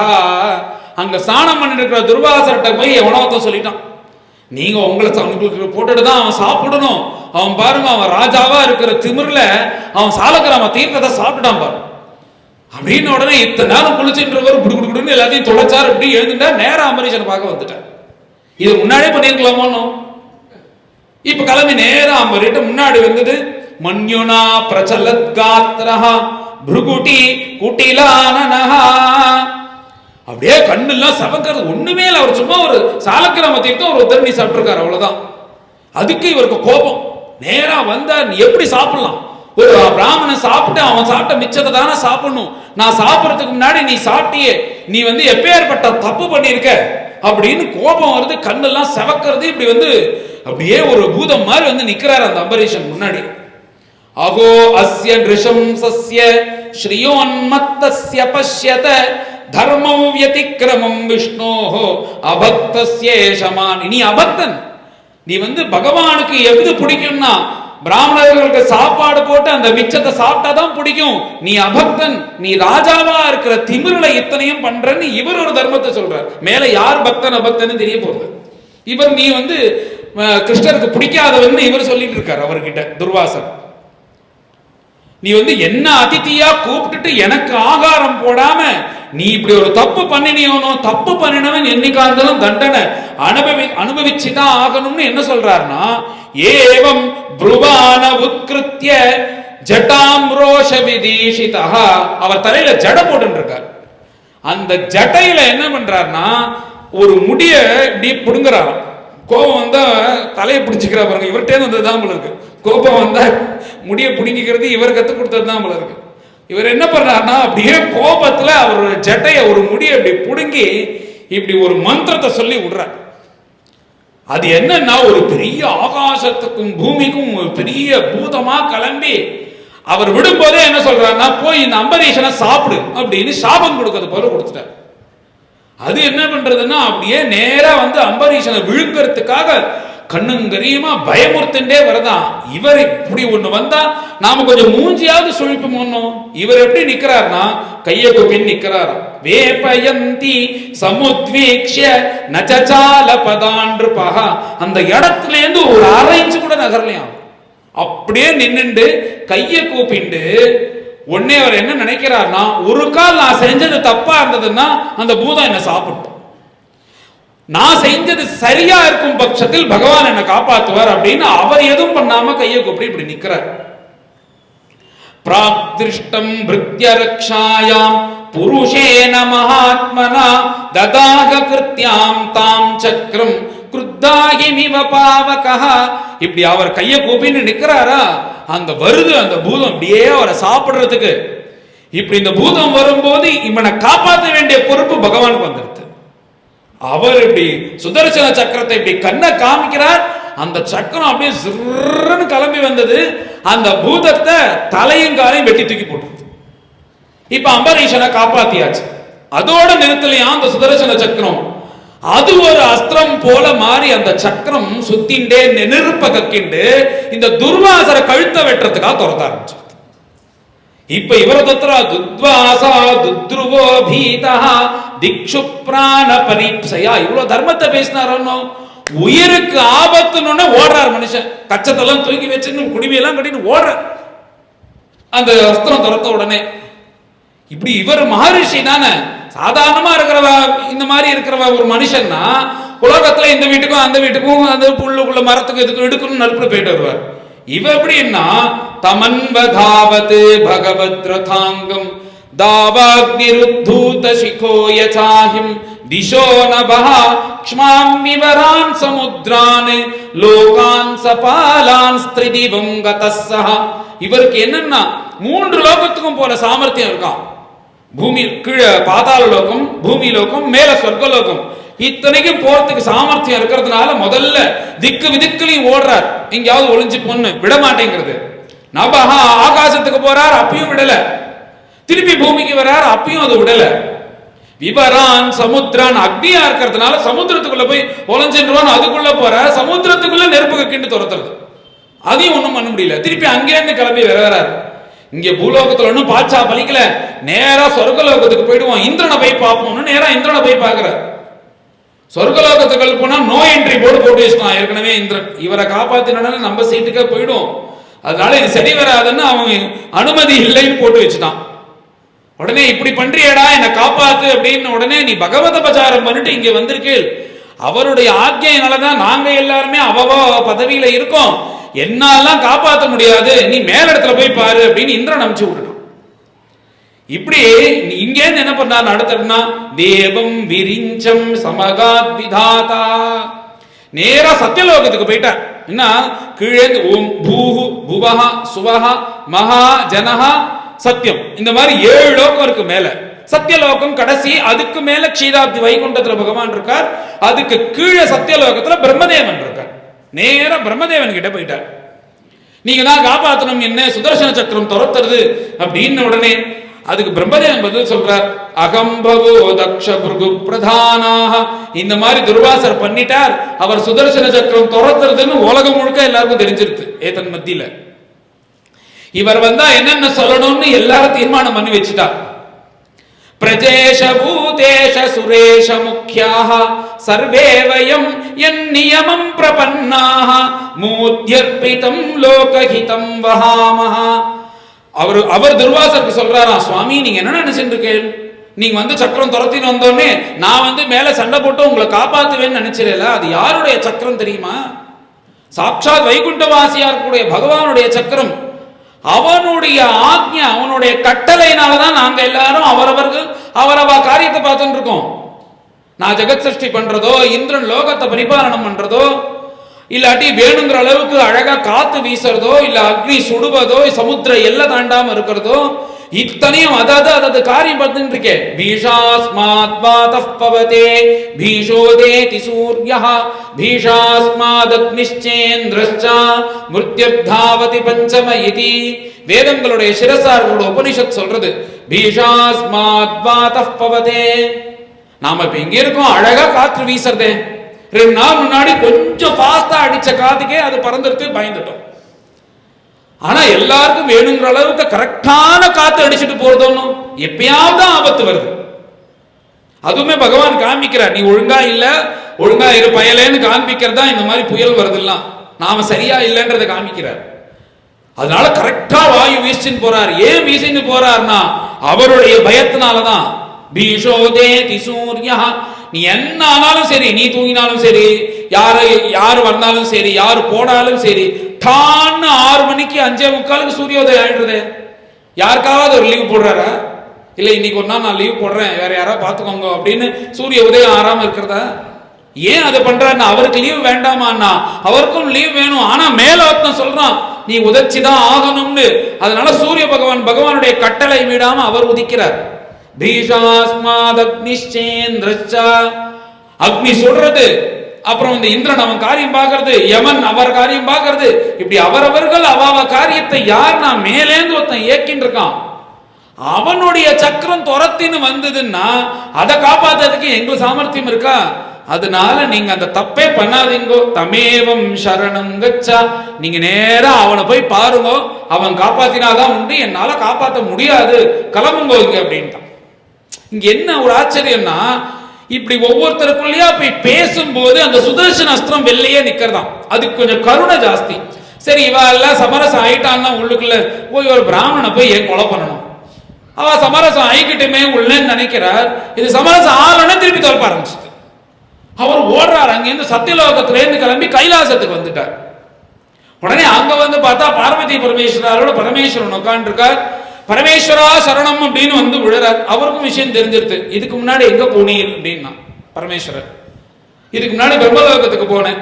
அவர் என்ன சொன்னார்னா நேரா க்ஷீராப்திக்கு போய் பெருமாளை பாய்ப்பாருன்னா அதே தான் நானும் சொல்றேன், அவர் என்ன சொல்றாரோ அதே தான் நானும் சொல்றேன். அதனால நீங்க பண்ண தப்புக்கு அது சுதர்சன சக்கரம் துரத்தினது தான் சரி, நீங்க அவனை போய் சரணாகதி பண்ணும் அப்படின்னு பரமேஸ்வரன் சொல்லிட்டார். வேற வழியே இல்லம் போது நேரா இவர் என்ன பண்றாருன்னா ததோ நிராசோ துர்வாசஹா பதம் பகவதோ யயௌ வைகுண்டாக்கியம் ஜதத்யாஸ்தே ஸ்ரீனிவாச ஸ்ரீயாசஹா. அங்க க்ஷீராப்தியில பகவான் படுத்துட்டு இருக்கார் அழகா. ஸ்ரீதேவி பூமிதேவியோட அங்க போயிட்டார். நேரா போய் நமஸ்காரம் பண்ணி திருவடியில வந்து என்னை எப்படியாவது காப்பாற்றணும் காதப்பணும். அப்படியே அந்த அஸ்திரம் கிட்ட கிட்ட வந்து முதுகெல்லாம் செவந்து போயிருக்கு, என்னை எரிச்சிடும் போல இருக்கு. சந்தைஹ்யமானஹா அஜித சஸ்திரவன்ஹினா தத்பாத மூலே பதிதா சவே பதுஹு. ஆஹா அச்சுதா அனந்தா இப்படிலாம் கூப்பிடுறாரா. ஆஹா அச்சுதானந்த சதீப்சித பிரபோ கிருதாகசம் மாவிகி விஸ்வபாவனா. என்னால முடியல, இது அப்படியே கிட்ட கிட்டக்க வருது, நெருப்ப கக்கின்னு வருது, சுடுறது எரியறது, என்னை எப்படியாவது காப்பாறுது. அஜானதாதே பரமானுபாவம். நான் என்ன நினைச்சிட்டேன், உன்னுடைய பிரபாவத்தை தெரியாம ஏதோ திமிரல இப்படிலாம் வந்து பூதத்தை கிளப்பி விட்டு அந்த அபரீஷனுக்கு வந்து அபச்சாரம் பண்றது போல நடந்துட்டேன். என்ன நீ தான் காப்பாற்றணும், சுதர்சனஸ்திரம் யாருக்கும் அடங்க மாட்டேங்கிறது, நீ தான் காப்பாற்றணும், நீ தான் காப்பாற்றணும்னு இப்படி திருவடியில விழுந்து எழுந்து நின்றுட்டு கையை கோப்பி நிக்கிறாரா. உடனே பகவான் மேல பதில் சொல்றார், உங்களை காப்பாற்றணும்னா அது என்னாலேயும் முடியாது அப்படின்ட்டு. உடனே இவருக்கு என்ன இது அயோக்கியத்தனமா இருக்கு, உன்னுடைய சக்கரம் உன்னுடைய ஆக்கியனாலதான் அங்க போய் பூஜையில உட்காந்துருக்கு, நீ சொன்னா கேட்காதோ, நீ ஏன் முடியாதுன்னு அது முடியாதுப்பா அப்படின்ட்டாரு பகவான். ஏன்னா அகம் பக்த பராதீனா, நான் யாருன்னா என்ன கடவுள், என்னை யாரையும் அடக்க முடியாது. சயேகா சயேவம் வித்து, எல்லாத்துக்கும் முன்பு பிறந்தவன், கடைசி வரையும் இருக்கிறவன், இன்னைக்கும் இருக்கிறவன், யாருமே என்ன அழிக்க முடியாது எரிக்க முடியாதுன்னு இப்படி எல்லாரும் சொல்றா. நான் வந்து யாருக்குமே அடங்காதவன், ஆனா நான் ஒருத்தருக்கு அடங்குறேன். அவ யாரு அப்படின்னா பக்த பராதீனா, என் பக்தர்களுக்கு நான் அடங்கினவன். அதனால அவர்களுக்கு ஒண்ணுன்னா என்னால பார்த்து சும்மா இருக்க முடியாது. அஸ்வதந்திரைவா, என்ன பரம சுதந்திரன், சுதந்திர புருஷன் தானே பகவான் எல்லா சாஸ்திரங்களும் கோஷிக்கிறது. நாம பிறக்கிறோம் இந்த உலகத்துல, நம்மளுடைய புண்ணிய பாபத்துக்காக பிறக்கிறோம். நாம பிறந்ததுக்கு அப்புறம் தான் நம்ம மனுஷனா, நாம வெள்ளையா இருக்கமா, நாம கருப்பா இருக்கமா, நாம ஒரு ஸ்திரீயா, நாம ஒரு புருஷனா, நம்மளுக்கு உடம்புல எல்லாம் நன்னா இருக்கா நன்னா இல்லையான்னு பிறந்ததுக்கு அப்புறம் தான் தெரியும். அது வழி ஒன்றும் தெரியாது. ஏன்னா இங்க அனுப்பி வைக்கிறார், நீ இந்த மாதிரி இந்த குடும்பத்துல பிறந்து இப்படி வாழணும்னு. ஆனா அவர் அப்படி ஒன்னா பிதரம் ரோச்சயாமாச ததா தசரதம் நிருப்பம்னு தான் எங்க பிறக்கணும்னு ராமர் தேடுறாராம். யாருன்னு பார்க்கும்போது தசரதன் சரியான ஆசாமின்னு அவருக்கு தன் அப்பாவை கூப்பிடணும்னு நினைக்கிறார். அந்த மாதிரி சுதந்திரமா இருக்கக்கூடிய பிரபு அப்படின்னு வேதங்கள்லாம் கோஷிக்கிறது, சாஸ்திரங்கள்லாம் சொல்றது. ஆனா அது உண்மை இல்ல துர்வாசரே. அஸ்வதந்திரைவா, நான் சுதந்திரனே கிடையாது, பரதந்திரன். சாதுபிஹி கிரஸ்த, யாருக்கு பரதந்திரன்னா என்னுடைய பக்தர்கள் என்ன சொல்றாலோ அததான் நான் கேட்பேன். சாதுபிஹி கிரஸ்த ஹிருதயா பக்தைர் பக்த ஜன பிரியா, அவர்கள் பக்திய பண்ணி என்ன ஆட்கொண்டுட்டா அதனால அவ சொல்றதுதான் நான் கேட்பேன். நாகமாத்மானமாசாசே மத்பக்தி சாது விருவினா ஸ்ரீயம் சாத்யந்திகீம் பிரம்மன் ஏஷாம் கதிரகம் பரா. நான் தானே உலகத்திலே உயர்ந்தவன், என்கிட்ட இல்லாதே கிடையாது. உலகத்திலே உயர்ந்த விஷயம் எதுன்னா மகாலட்சுமியா, அஷ்டலட்சுமியோட என்கிட்ட இருக்கா, என்கிட்ட தானே இருக்கா. இதெல்லாம் நினைச்சு நான் பெருமைப்படவே இல்லை. என்னுடைய நான் உண்மையா நினைச்சு நான் எதை நினைச்சு பெருமைப்படுறேன்னா என்னுடைய பக்தர்கள் எனக்கு இருக்கான் தான் நான் பெருமைப்படுறேன். ஒரு கால் என் பக்தர்கள் இல்லையே ஆனால் இத்தனை ஐஸ்வர்யமும் இத்தனை பெருமையும் நான் எனக்கு பெருமையாவே அதை நினைக்கல அப்படின்னு சொல்லிட்டு, ஏன் இந்த பக்தர்கள் பக்தர்கள் பக்தர்கள் இவா மேல இவ்வளவு ஆசை வச்சிருக்கேன்னா அதையும் கேளு. ஏ தார ஆகார புத்ராப்தானு பிராணானு வித்தமிமம் பரம். ஏன்னா இந்த உலகத்துல இந்த பக்தர்கள் என்ன பண்றாங்கன்னா எதெல்லாம் விட முடியாதோ அதெல்லாம் எனக்காக விட்டவர்கள். மனைவியை விட முடியுமோ? சொப்பனத்தில் கூட மனைவி தான் வரா, ஏதாவது பேசின்னு தான் இருக்கும். அப்படிதானே இருக்கு நம்மளுக்கு. சொப்னத்தில் கூட மறக்க மாட்டேங்கிறது குடும்பமும் மனைவியும் குழந்தைகளும். தார மனைவியை விட்டார். யார்னா பாண்டரங்க பக்தனா இருக்கக்கூடிய கோரா கும்பர். ஏன்னா ஒரு சந்தர்ப்பத்துல அந்த அம்மா என்ன பண்ணிட்டான்னா பாண்டரங்கனே திட்டா. இந்த க்ஷணத்துல இருந்து நீ என் மனைவியே கிடையாதுன்னு அந்த மனைவி இல்லாம தான் தனியா வாழ ஆரம்பிச்சிட்டார். ஏன்னா பாண்டரங்க திட்டினான்றதுனால. அதுக்கு மேல ராமானுஜர் எல்லாருக்கும் தெரியுமே, அவர் என்ன பண்றாருன்னா இப்படி தான் இருந்துட்டே இருக்கும்போது தன்னுடைய மனைவி என்ன பண்றாருன்னா ஆத்துக்கு வர வைஷ்ணவர்களுக்கு ஆகாரம் போடணும்னு இவர் சொல்லியிருக்கார். அவளுக்கு அழுத்துண்டே போட்டான். அப்புறம் தன்னுடைய சொஜனர்கள் தன்னுடைய பந்துக்கள்லாம் வந்தா சந்தோஷமா போட்ட உடனே இவர் நினைச்சிட்டார், இனிமே நம்ம கிரகஸ்தாசிரமத்துல இருக்கிறதுக்கு லாய்க்கு கிடையாது, நாம நம்ம மனைவியை தியாகம், பகவத் கைங்கரியத்துக்கு தேவையில்லாத மனைவி வேண்டாம் அப்படின்னு தியாகம் பண்ணிட்டு சன்னியாசம் ஆகிட்டார். இப்படி மனைவியை தியாகம் பண்ண முடியுமா? நம்மளுக்கு சொப்னத்துல கூட மனைவி தான். அப்படி இருக்கிற அந்த மனைவியை எனக்காக விட்டார்கள். தார ஆகார வீட்டை விட முடியுமா? நேரா கதை முடிஞ்ச உடனே இந்த குதிரை கொட்டாய்க்கு போற மாதிரி வீட்டுக்கு தானே நேரா போறோம். ஏன்னா நம்மளுக்கு வீட்டுல தான் அவ்வளவு சௌக்கியம் சுகம் எல்லாருக்கும் அப்படிதானே இருக்கு. அந்த வீட்டை விட முடியுமா? நேற்று பிரகலாத சுவாமி சொன்னார், வீட்டை விட்டு காட்டுக்கு போய் யார் தபஸ் பண்றானோ அவன் தான் ஒஸ்தின்னு சும்மாவா சொல்றார்? வீட்டை விட முடியுமோ? அப்பேற்பட்ட வீட்டை எனக்காக விட்டார்கள். ஆகார யார் விட்டான்னா நவகோடி நாராயணன் பேரு புரந்தரதாசருக்கு. 1 கோடி 2 கோடி இல்ல, 9 கோடி. நீங்க 9 கோடின்னு இந்த காலம் கோடி இல்ல ஒரு மேட்டரே இல்லை, அப்படி ஆயிடுது. 1 கோடின்னா அவ்வளவுதான் நான் பண்றது. இப்பெல்லாம் எப்படின்னா 1000 கோடி 2000 கோடின்னு தான் டீலிங்கே நடக்கிறது. இப்ப நான் சொல்லல, அவர் எப்ப 9 கோடிக்கு அதிபதினா 100 வருஷம் 200 வருஷம் இல்ல 600 வருஷம் முன்னாடி. இப்ப நீங்க எனக்கு தெரிஞ்சே 10 ரூபாய்க்கு வேல்யூ இருந்தது. நான் பிறந்து ஸ்கூலுக்கு போகும்போதெல்லாம் 10 ரூபாய்க்கு வேல்யூ இருந்தது. 1 ரூபாய் 2 ரூபாய் தான் நம்மளுக்கு பாக்கெட் மணின்னு கொடுப்பா. இதுதான், அதுக்கே நிறைய பக்ஷன் எல்லாம் வரும், சாக்லேட் வரும், சாப்பிடுவோம். எனக்கு தெரிஞ்சே 1 ரூபாய் 2 ரூபாய்க்கு மதிப்பு இருந்தது. 10 ரூபான்றது பெரிய பணம். அப்படின்னு போது இங்க 60 வயசு 70 வயசு இருக்கிறவங்களுக்கெல்லாம் 10 ரூபான்றது எவ்வளவு பெரிய பணம். ஒரு 30 வருஷம் முன்னாடி பார்த்தா 400 ரூபாய்க்கு ஒரு பவுன் வாங்கிட்டு இருந்தான். அப்படிதான் இருந்தது. 400 ரூபாய்க்கு ஒரு கிராம் வாங்கிட்டு இருப்பான்னு நினைக்கிறேன். 4000 ரூபாய்க்கு ஒரு பவுன் அந்த மாதிரி வாங்கிட்டு இருப்பான். அதுக்கு முன்னாடி எல்லாம் எவ்வளவு கம்மியா இருந்திருக்கும். அப்படின்னு போது 50 வருஷம் 100 வருஷம் இப்படியே நீங்க பேக்ல போயிட்டே வந்தெல்லாம் 600 வருஷம் முன்னாடி 9 கோடிக்கு அதிபதினா எப்பேற்பட்ட பணக்காரன். அவர் எப்பேற்பட்ட பணக்காரன்னு உதாரணத்துக்கு சொல்லணும்னா, கிருஷ்ணதேவராயன்னு ஒருத்தர் விஜயநகரத்துல பரிபாலனை பண்ணிட்டு இருந்தாரோன்னு ஒரு ராஜா. அவர் என்ன பண்ணுவார்னா, அவர் ராஜ்ய பரிபாலனத்துக்கு பணம் தேவைப்படும் போது கம்மியா இருந்தார்னா இந்த புரந்தரதாசர் இந்த நவகோடி நாராயணன்ட்ட கடன் வாங்கிட்டு போவாராம். எது? அந்த ராஜ்யத்தை நடத்துறதுக்காக. சோ இந்த ராஜ்யத்தை நடத்தக்கூடிய கஜானாக்கே பணம் குடிக்கக்கூடியனா எப்பேற்பட்ட பணக்காரர். அவர் என்ன பண்ணார்னா, ஒரு நாளைக்கு பகவத் கிருப்பையினால பக்தி வந்த உடனே தன் கதவை திறந்து வச்சுட்டார். யாருக்கு எது வேணா எடுத்துக்கோங்க, நான் நேரா பண்டரிபுரம் கிளம்பி போயிட்டே இருக்கேன், எனக்கு இதுக்கு மேல பகவத் சேவை தான் பண்ணணும். 1 ரூபாய் 2 ரூபாய் தானம் கிடையாது, 9 கோடி ரூபாய் 600 வருஷம் முன்னாடி. ஆகார ஏதார ஆகார ஆப்தானு சஜனங்கள் எல்லாத்தையும் விட்டுடுவா. கூர்மதாசன் ஒரு பக்தர். அவர் எப்படின்னா, அவருக்கு கையும் கிடையாது காலும் ஒழுங்கா கிடையாது, இப்படி உருண்டு உருண்டுதான் எல்லா இடத்துக்கும் போவார். அப்படி இருக்கும்போது சஜனங்கள் தான் அவளை பார்த்துக்கிறார். அவருக்கு என்னன்னா ஆஷாட ஏகாதசின்னு இப்ப முடிஞ்சுட்டு, இப்ப போன ஏகாதசிக்கு ஆஷாட ஏகாதசின்னு பேரு. இப்ப இந்த ஆடி மாசம் வரக்கூடிய கிருஷ்ணபக்ஷ ஏகாதசி, அதுக்குதான் அது ரொம்ப விமர்சையா பண்டரிபுரத்தில் நடக்கும். இன்னைக்கும் 25-30 லட்சம் பேர் வருவா தரிசனம் பண்றதுக்கு. அப்படி ஒரு உற்சவமா நடக்கும். அதுல தரிசனம் பண்ணணும்னு ஆசை அவருக்கு. சாதாரணமா இருக்கிறவா போய் தரிசனம் பண்றதே ஸ்லோமா இருக்கக்கூடிய காலம், அது சமயம். அது இவருக்கும் கைகால் சுவாதீனம் இல்லாம உருண்டுட்டு தான் எல்லா இடத்துக்கும் போறார். அவர் என்ன பண்றாருன்னா, கிளம்புறார் தரிசனம் பண்ணணும்னு. எப்போ தரிசனம்னா, நான் இன்னிலேருந்து உருண்டேன்னா அடுத்த வருஷம் போய் தரிசனம் பண்ண முடியுமா? அவ்வளவு தூரமா அவருக்கு. கிட்டத்தட்ட 350 கிலோமீட்டர் தள்ளி இருக்காரு பண்டரிபுரத்துல இருந்து. டெய்லி 1 கிலோமீட்டர் உருண்டா கூட நம்ம அடுத்த வருஷம் போய் பார்த்துடலான்னு தன் சொஜனங்கள் பந்துக்கள் அவ மேல டிபெண்டா இருந்த அவர் விட்டுட்டு கிளம்பிட்டார். ஆப்தானு, அதுக்கும் மேல புத்திரானு, தன் பையனை விடுவார்களாம். பையனை விட முடியுமா? பையனுக்காக தானே பிறந்ததுல இருந்து ஆரம்பிச்சிடமோன்னு அவனுக்கு சேவிங்ஸ், அவன் படிப்பு, அவனுக்கு கல்யாணம், அவனுக்கு ஏதாவது சேர்த்து வைக்கணும்னு நீ சாப்பிடாம உனக்கு எதுவும் பண்ணிக்காம இப்படி எல்லாம் பண்ணி பையனுடைய சிந்தனை இல்லாம இருக்குமோ ஒரு அப்பா அம்மாக்கு? எப்பயுமே அவனுடைய சிந்தனை தானே. நம்மளால சிந்தனையே தியாகம் பண்ண முடியல, பையனையே தியாகம் பண்ண முடியும்னா ஒருத்தர் பண்ணியிருக்கார் கபீர்தாஸ்.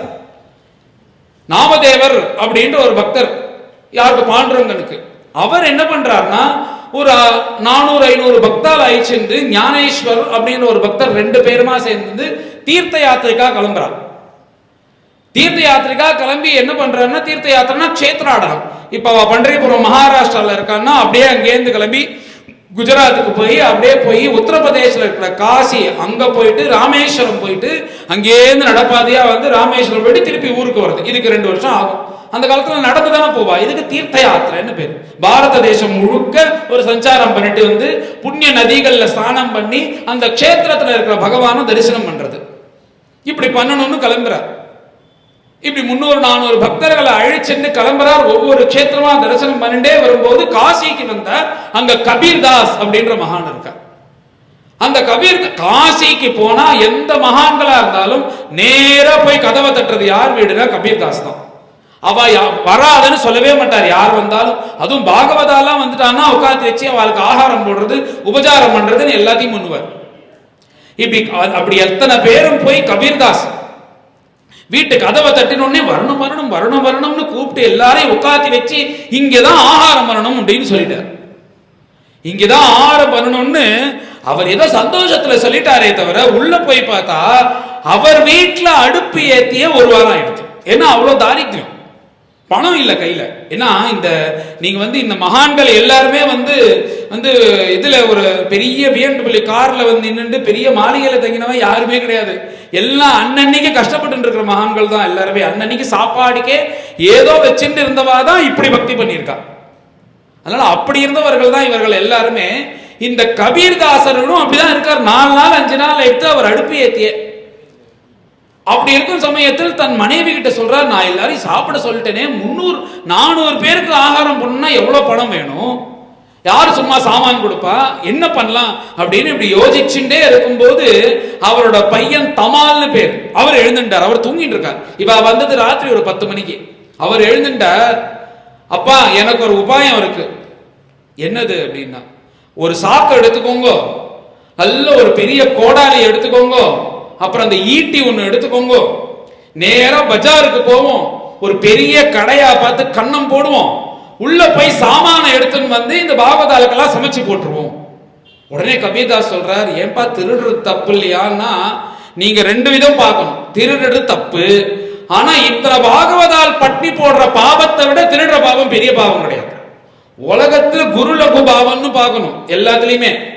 இப்போ ஒரு கிராமம் இருக்குன்னா ஒத்த அடிஞ்சா கிராமமே பிழைக்குன்னா அந்த ஒத்தன் செத்தா பரவாயில்ல, ஆனா அவனால பாக்கி பேர் எல்லாரும் பிழைக்கிறாளும். இப்படிதான் உலகத்துல இயங்கும்.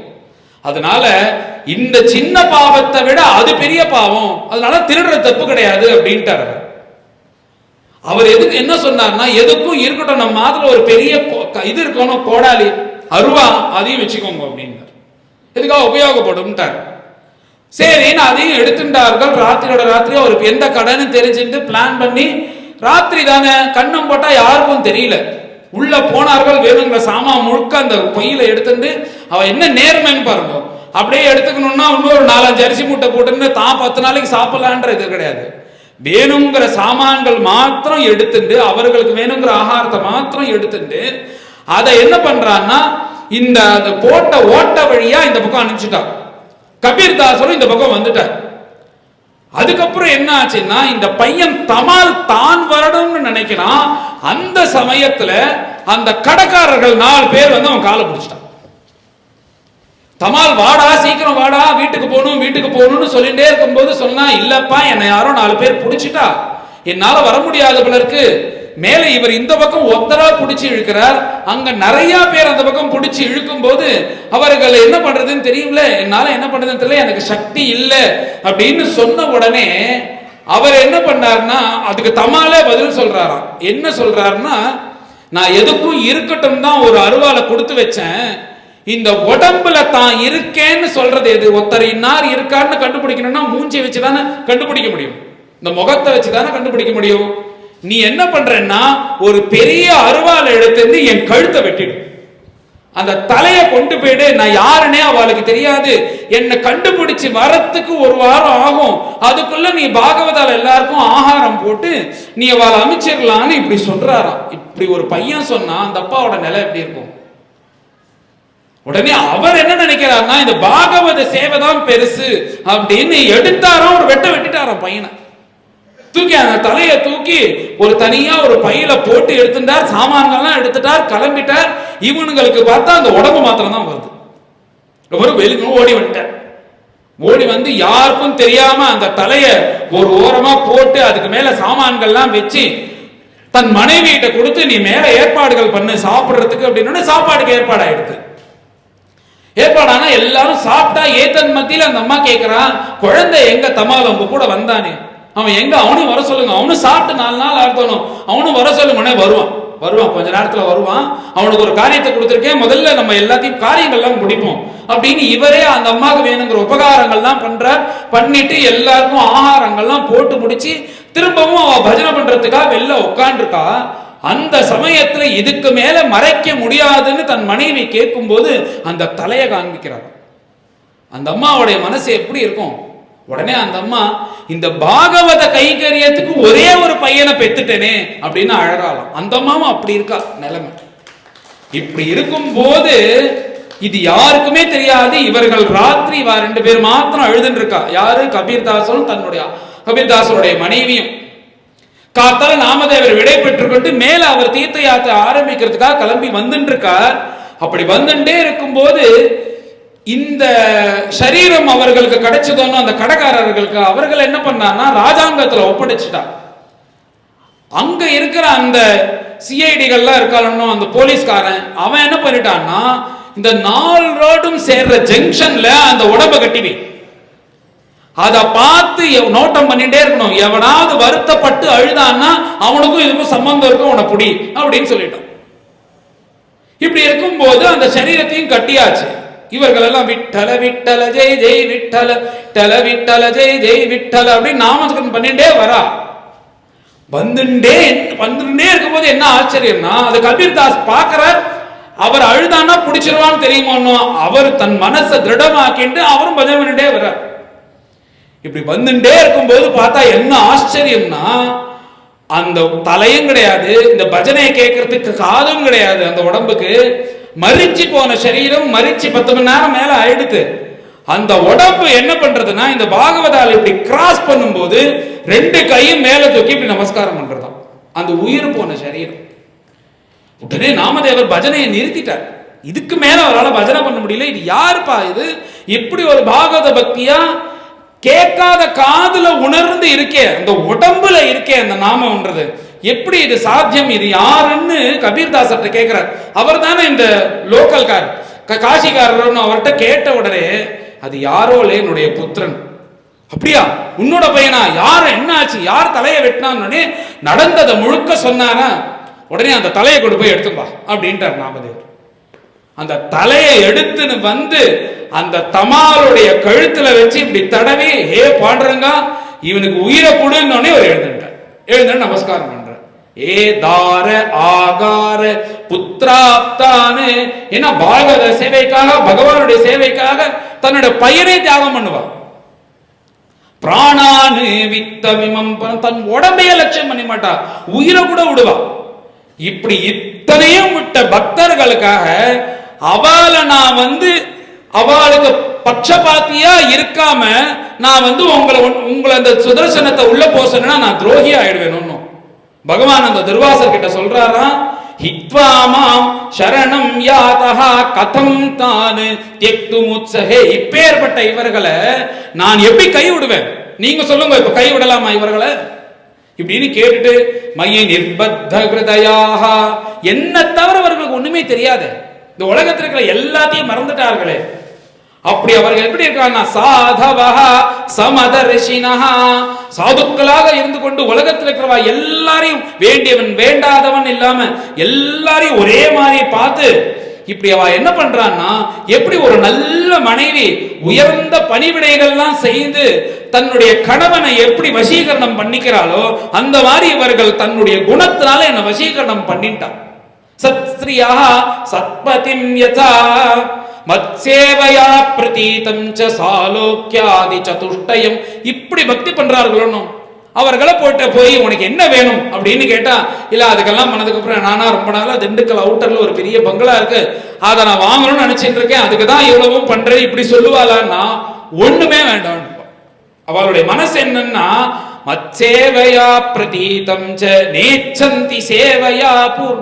வேற எதுக்கு தான் நீ பக்தி பண்றன்னா, இந்த பக்தி பண்றதே தான் எனக்கு ஆனந்தம் சந்தோஷம், இதுக்கு மேல ஒண்ணு உண்டா அப்படின்னு வாழலாம். அதுக்கும் மேல சரி, இந்த உலகத்து உயர்ந்தது என்னதுன்னா வைகுண்டம்.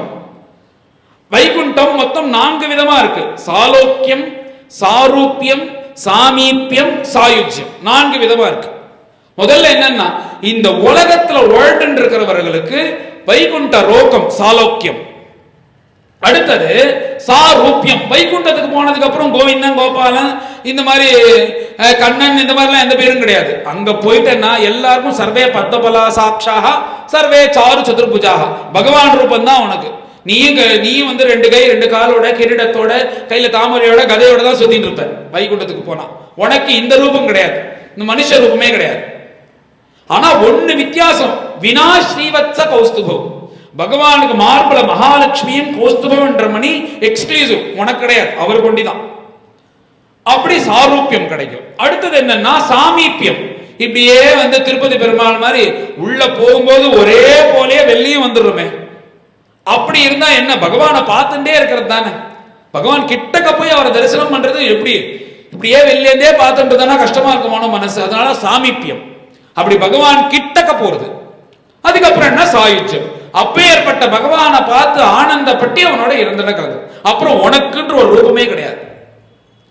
எப்படின்னா இப்ப வந்து ஒரு பானை இருக்கு, அந்த பானையை கொண்டு வந்து இங்க இப்படி மூடி வைக்கிறேன்னு வச்சுக்கோங்க. இப்ப ஆகாசம்னு பேர். ஆகாசம்னா என்னன்னா இப்படி மேல காமிக்கிறோம், என்னென்ன மேல வந்து இந்த நீல கலர்ல இருக்கே அதான் ஆகாசமா. இப்ப என்ன மேல ஒரு ஷீட் இருக்கு மண்டபத்துக்கு, இந்த மாதிரி மேல ஒரு ஷீட் இருக்காருன்னா அது ஆகாசம் கிடையாது. ஆகாசம்னா வெட்டவெளி, ஸ்பேஸ், அதுக்கு ஆகாசம்னு பேர். அது இங்கேயும் இருக்கு எங்கேயும் இருக்கு, எல்லா இடத்துலயும் இருக்கு. ஆகாசம் இல்லாத இடமே கிடையாது, வெட்டவெளி, ஸ்பேஸ். அந்த வெட்டவெளியில் தான் நாம இருக்கோம். இப்போ ஒரு பானையை கொண்டு வந்து இப்படி கவுத்து வைக்கிறோம்னு வச்சுக்கோங்க, அந்த பானைக்குள்ளையும் வந்து அந்த வெட்டவெளி இருக்கும், உள்ளுக்குள்ள ஸ்பேஸ் இருக்கும், வெளியிலையும் இருக்கு.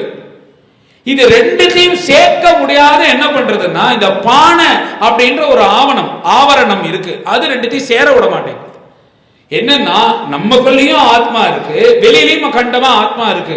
எப்படி இந்த பானை ரெண்டுத்தையும் சேர விட மாட்டேங்கிறதோ அதே போல இந்த சரீரம் சேர விட மாட்டேங்கிறது அந்த ஆத்மாவோட.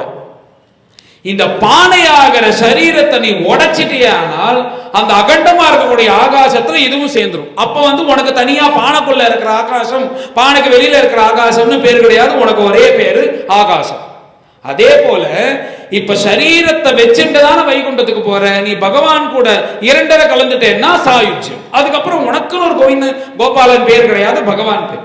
இது உலகத்தில் உயர்ந்த விஷயம், சாரிய முக்தின்னு பேர் இருக்கு. இது வேணுமான்னு கேட்டா சாலோக்கியாதி சதுஷ்டயம் நேச்சந்தி, எனக்கு இது எதுவுமே வேண்டான்றோம். இதுவும் வேண்டாமா, என்னதான் வேணும்னா சேவையா பூர்ணா, பகவத் சேவை உண்டி போதும், எனக்கு வேற எதுவுமே வேணான்னு இப்படி இருக்கக்கூடிய அந்த மகான்கள். அதுக்கு மேல சாதவோ ஹிருதயம் மஹ்யம் சாதுனா ஹிருதயம் த்வகம், எப்பொழுதும் அவருடைய மனசுல நான் தான் இருப்பேன், என்னை பத்தி தான் நினைப்பேன், கண்டதை நினைக்கவே மாட்டார்கள்.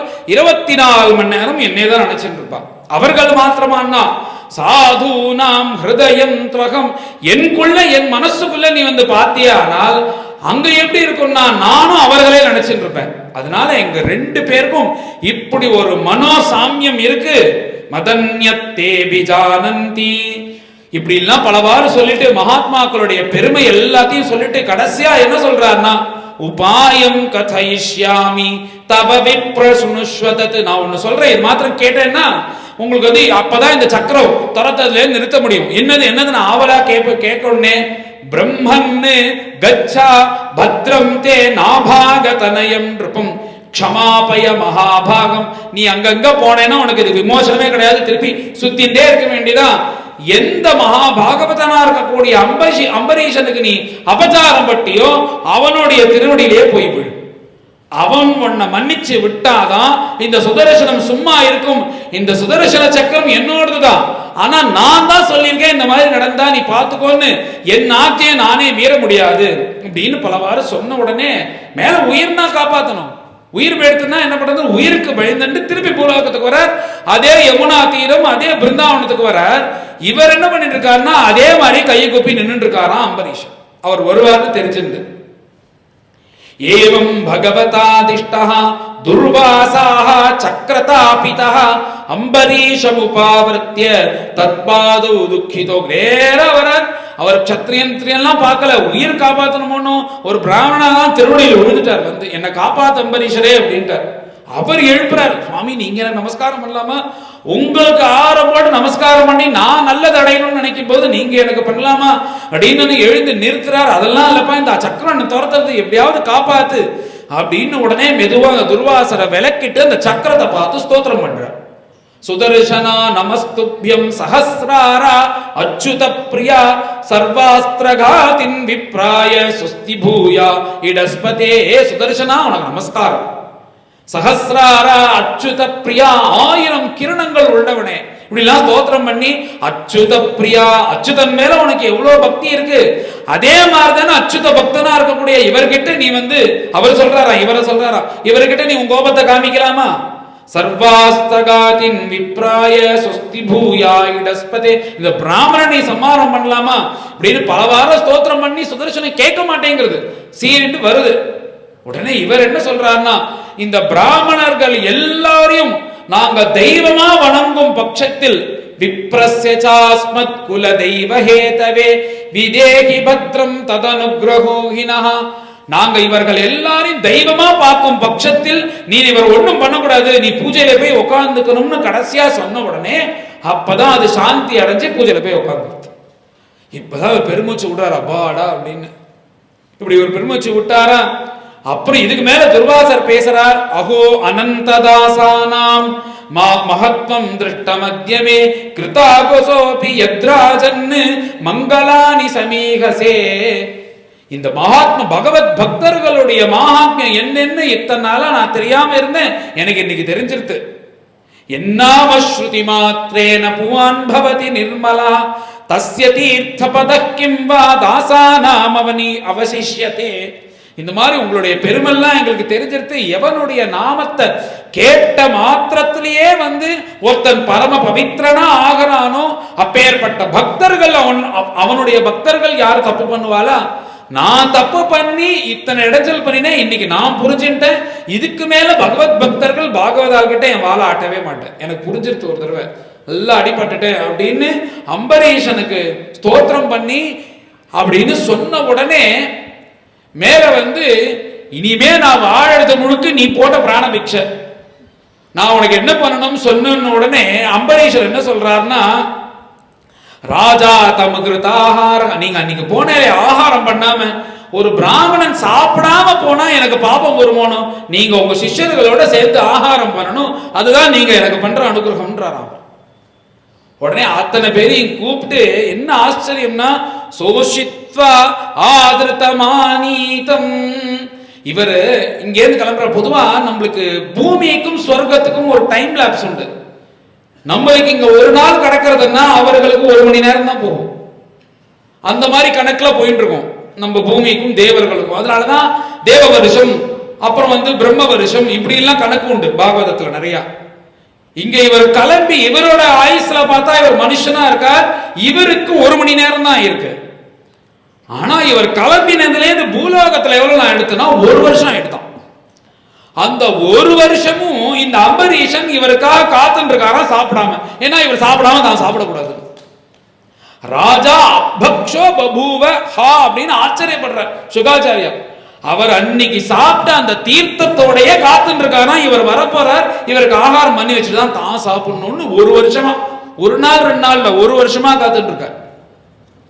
இப்படி வந்த உடனே அவருக்கு உபச்சாரம் பண்ணி ஆகாரத்தை போட்டு, பிராமண ஆகாரம் போட்டு, அப்புறம் ஆகாரம் பண்ணதுக்கு அப்புறம் அவர்களுக்கு தாம்பூல் எல்லாம் கொடுத்து ஆசீர்வாதம் பண்ணுன்னு அக்ஷதை கொடுத்தா அவர் கையில வச்சிருந்து, நான் உயிரோட இருக்கிறதே உன்னோட ஆசீர்வாதத்துல, நான் என்னத்தை உனக்கு ஆசீர்வாதம் பண்ண போறேன் அப்படின்ற, இனிமே நான் வாழறது முழுக்க நீ போட்ட பிராண பிக்ஷை, அப்படிலாம் நீங்க சொல்லக்கூடாது அப்படின்னு சொல்லிட்டு சதமானம் பவதி சதாயு புருஷ சதேந்திரியாயுஷ்யேமேந்திரியே பிரதிஷ்டதின்னு அவர் அப்படி அக்ஷதையை போட்டு நமஸ்காரம் பண்ணி தானே தருவோம். பண்ணிட்டு பிரீதோஸ்மி அனுகிரஹீதோஸ்மி தவ பாகவதஸ்ய வை தர்சன ஸ்பர்ஷனாலாபைஹி ஆதித்யேன ஆத்மமேதசா. இப்படி அவர்கள் கிட்ட விடை பெற்று கொண்டு அந்த துர்வாசர் தன்னுடைய சிஷ்யர்களோட கிளம்புறார். போகத்துக்கு முன்னாடி சொல்லிட்டார், நான் இப்படியே இருக்க மாட்டேன், போயிட்டு இந்த பாகவத மகாத்மியத்தை உலகத்துக்கு முன்னாடி போய் சொல்ல போறேன். இப்பேற்பட்ட ஒருத்தர் இருந்தா அவனுக்கு நான் தப்பு பண்ணிட்டேன், இந்த மாதிரி இருக்கிறவர்கிட்ட தப்பு பண்ணினேன்னா பகவான் கோச்சின்னு உன்னையே அடிச்சிருவார்னு எல்லாருக்கிட்டையும் நான் சொல்ல போறேன் அப்படின்னு சொல்லிட்டு துர்வாசர் இங்கிருந்து விடை பெற்றுக் கொண்டு கிளம்புறார். இவர் அப்புறம் அவருடைய விரதத்தை முடிச்சுண்டு இவரும் ராஜ்யத்துக்கு ராஜ்ய பரிபாலனம் பண்ணி, இவர்கள் தான் நான் சொன்னேன், அந்த பையன் பிறந்து அவனுக்கு பட்டாபிஷேகம் பண்ணி பரிபாலனம் பண்ணக்கூடிய அந்த திறமை வந்துருத்தே ஆனால் இவர்கள் கிளம்பிடுவான்னு அதே மாதிரியே தன் பையனுக்கு பட்டாபிஷேகம் பண்ணி வச்சார். இவர் காட்டுக்கு போய் தபஸ் பண்ணி பகவான் அடைஞ்சார். அப்பேற்பட்ட புண்ணியமான சரித்திரம் அம்பரீஷருடைய கிடையாது. அதாம்பரீஷஸ்தனயேஷு ராஜ்யம் சமானசீலேஷு விஸ்ருஜ்ய தீரஹ வனம் விவேஷ ஆத்மனி வாசுதேவே மனோததத் துவஸ்த குண பிரவாகா. இத்தனை நாளா ராஜ்யம்ன்ற ஒரு பிரதிபந்தகம் அவருக்கு ஏதோ கொஞ்சம் கஷ்டத்தை கொடுத்துன்றது. இப்ப அது கூட இல்லாம சர்வஸ்வம் பகவதர்ப்பணம் பண்ணி இந்த சரீரமாகிய இந்த சட்டையை தூக்கி போட்டு ஆத்மாவோட இரண்டா கலந்துட்டார்.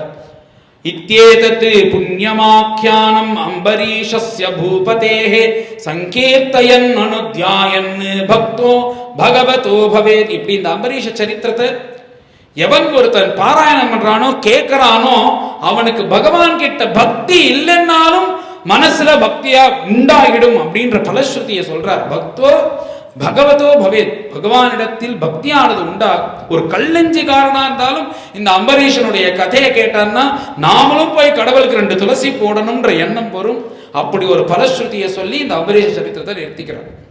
இதுக்கப்புறம் அம்பரீஷனோட குழந்தைகள் பிறந்துட்டே வரால் அடுத்தடுத்து பிறந்து அப்புறம் அஜன் ஒரு மகாராஜா. அந்த அஜனுக்கு தசரதன் பிறக்கிறார். அந்த தசரதன் 60,000 வருஷம் தபஸ் பண்ணி ராமச்சந்திர பிரபுவை பெற்றெடுக்கிறார். அதுக்கப்புறம் ராமாயணமானது நடக்கிறது. கோபிகா ஜீவன ஸ்மரணம் ஜானகி காந்த ஸ்மரணம். கத்தி சொல்லுங்க எல்லாரும். நம பார்வதி பதயே पंडरीनाथ भगवान की, सद्गुरुनाथ महाराज की, सद्गुरु प्रेमिकेंद्र महाराज की, सद्गुरु विठलदास महाराज की, समस्त साधु मंडली की, आंजनेय मूर्ति की।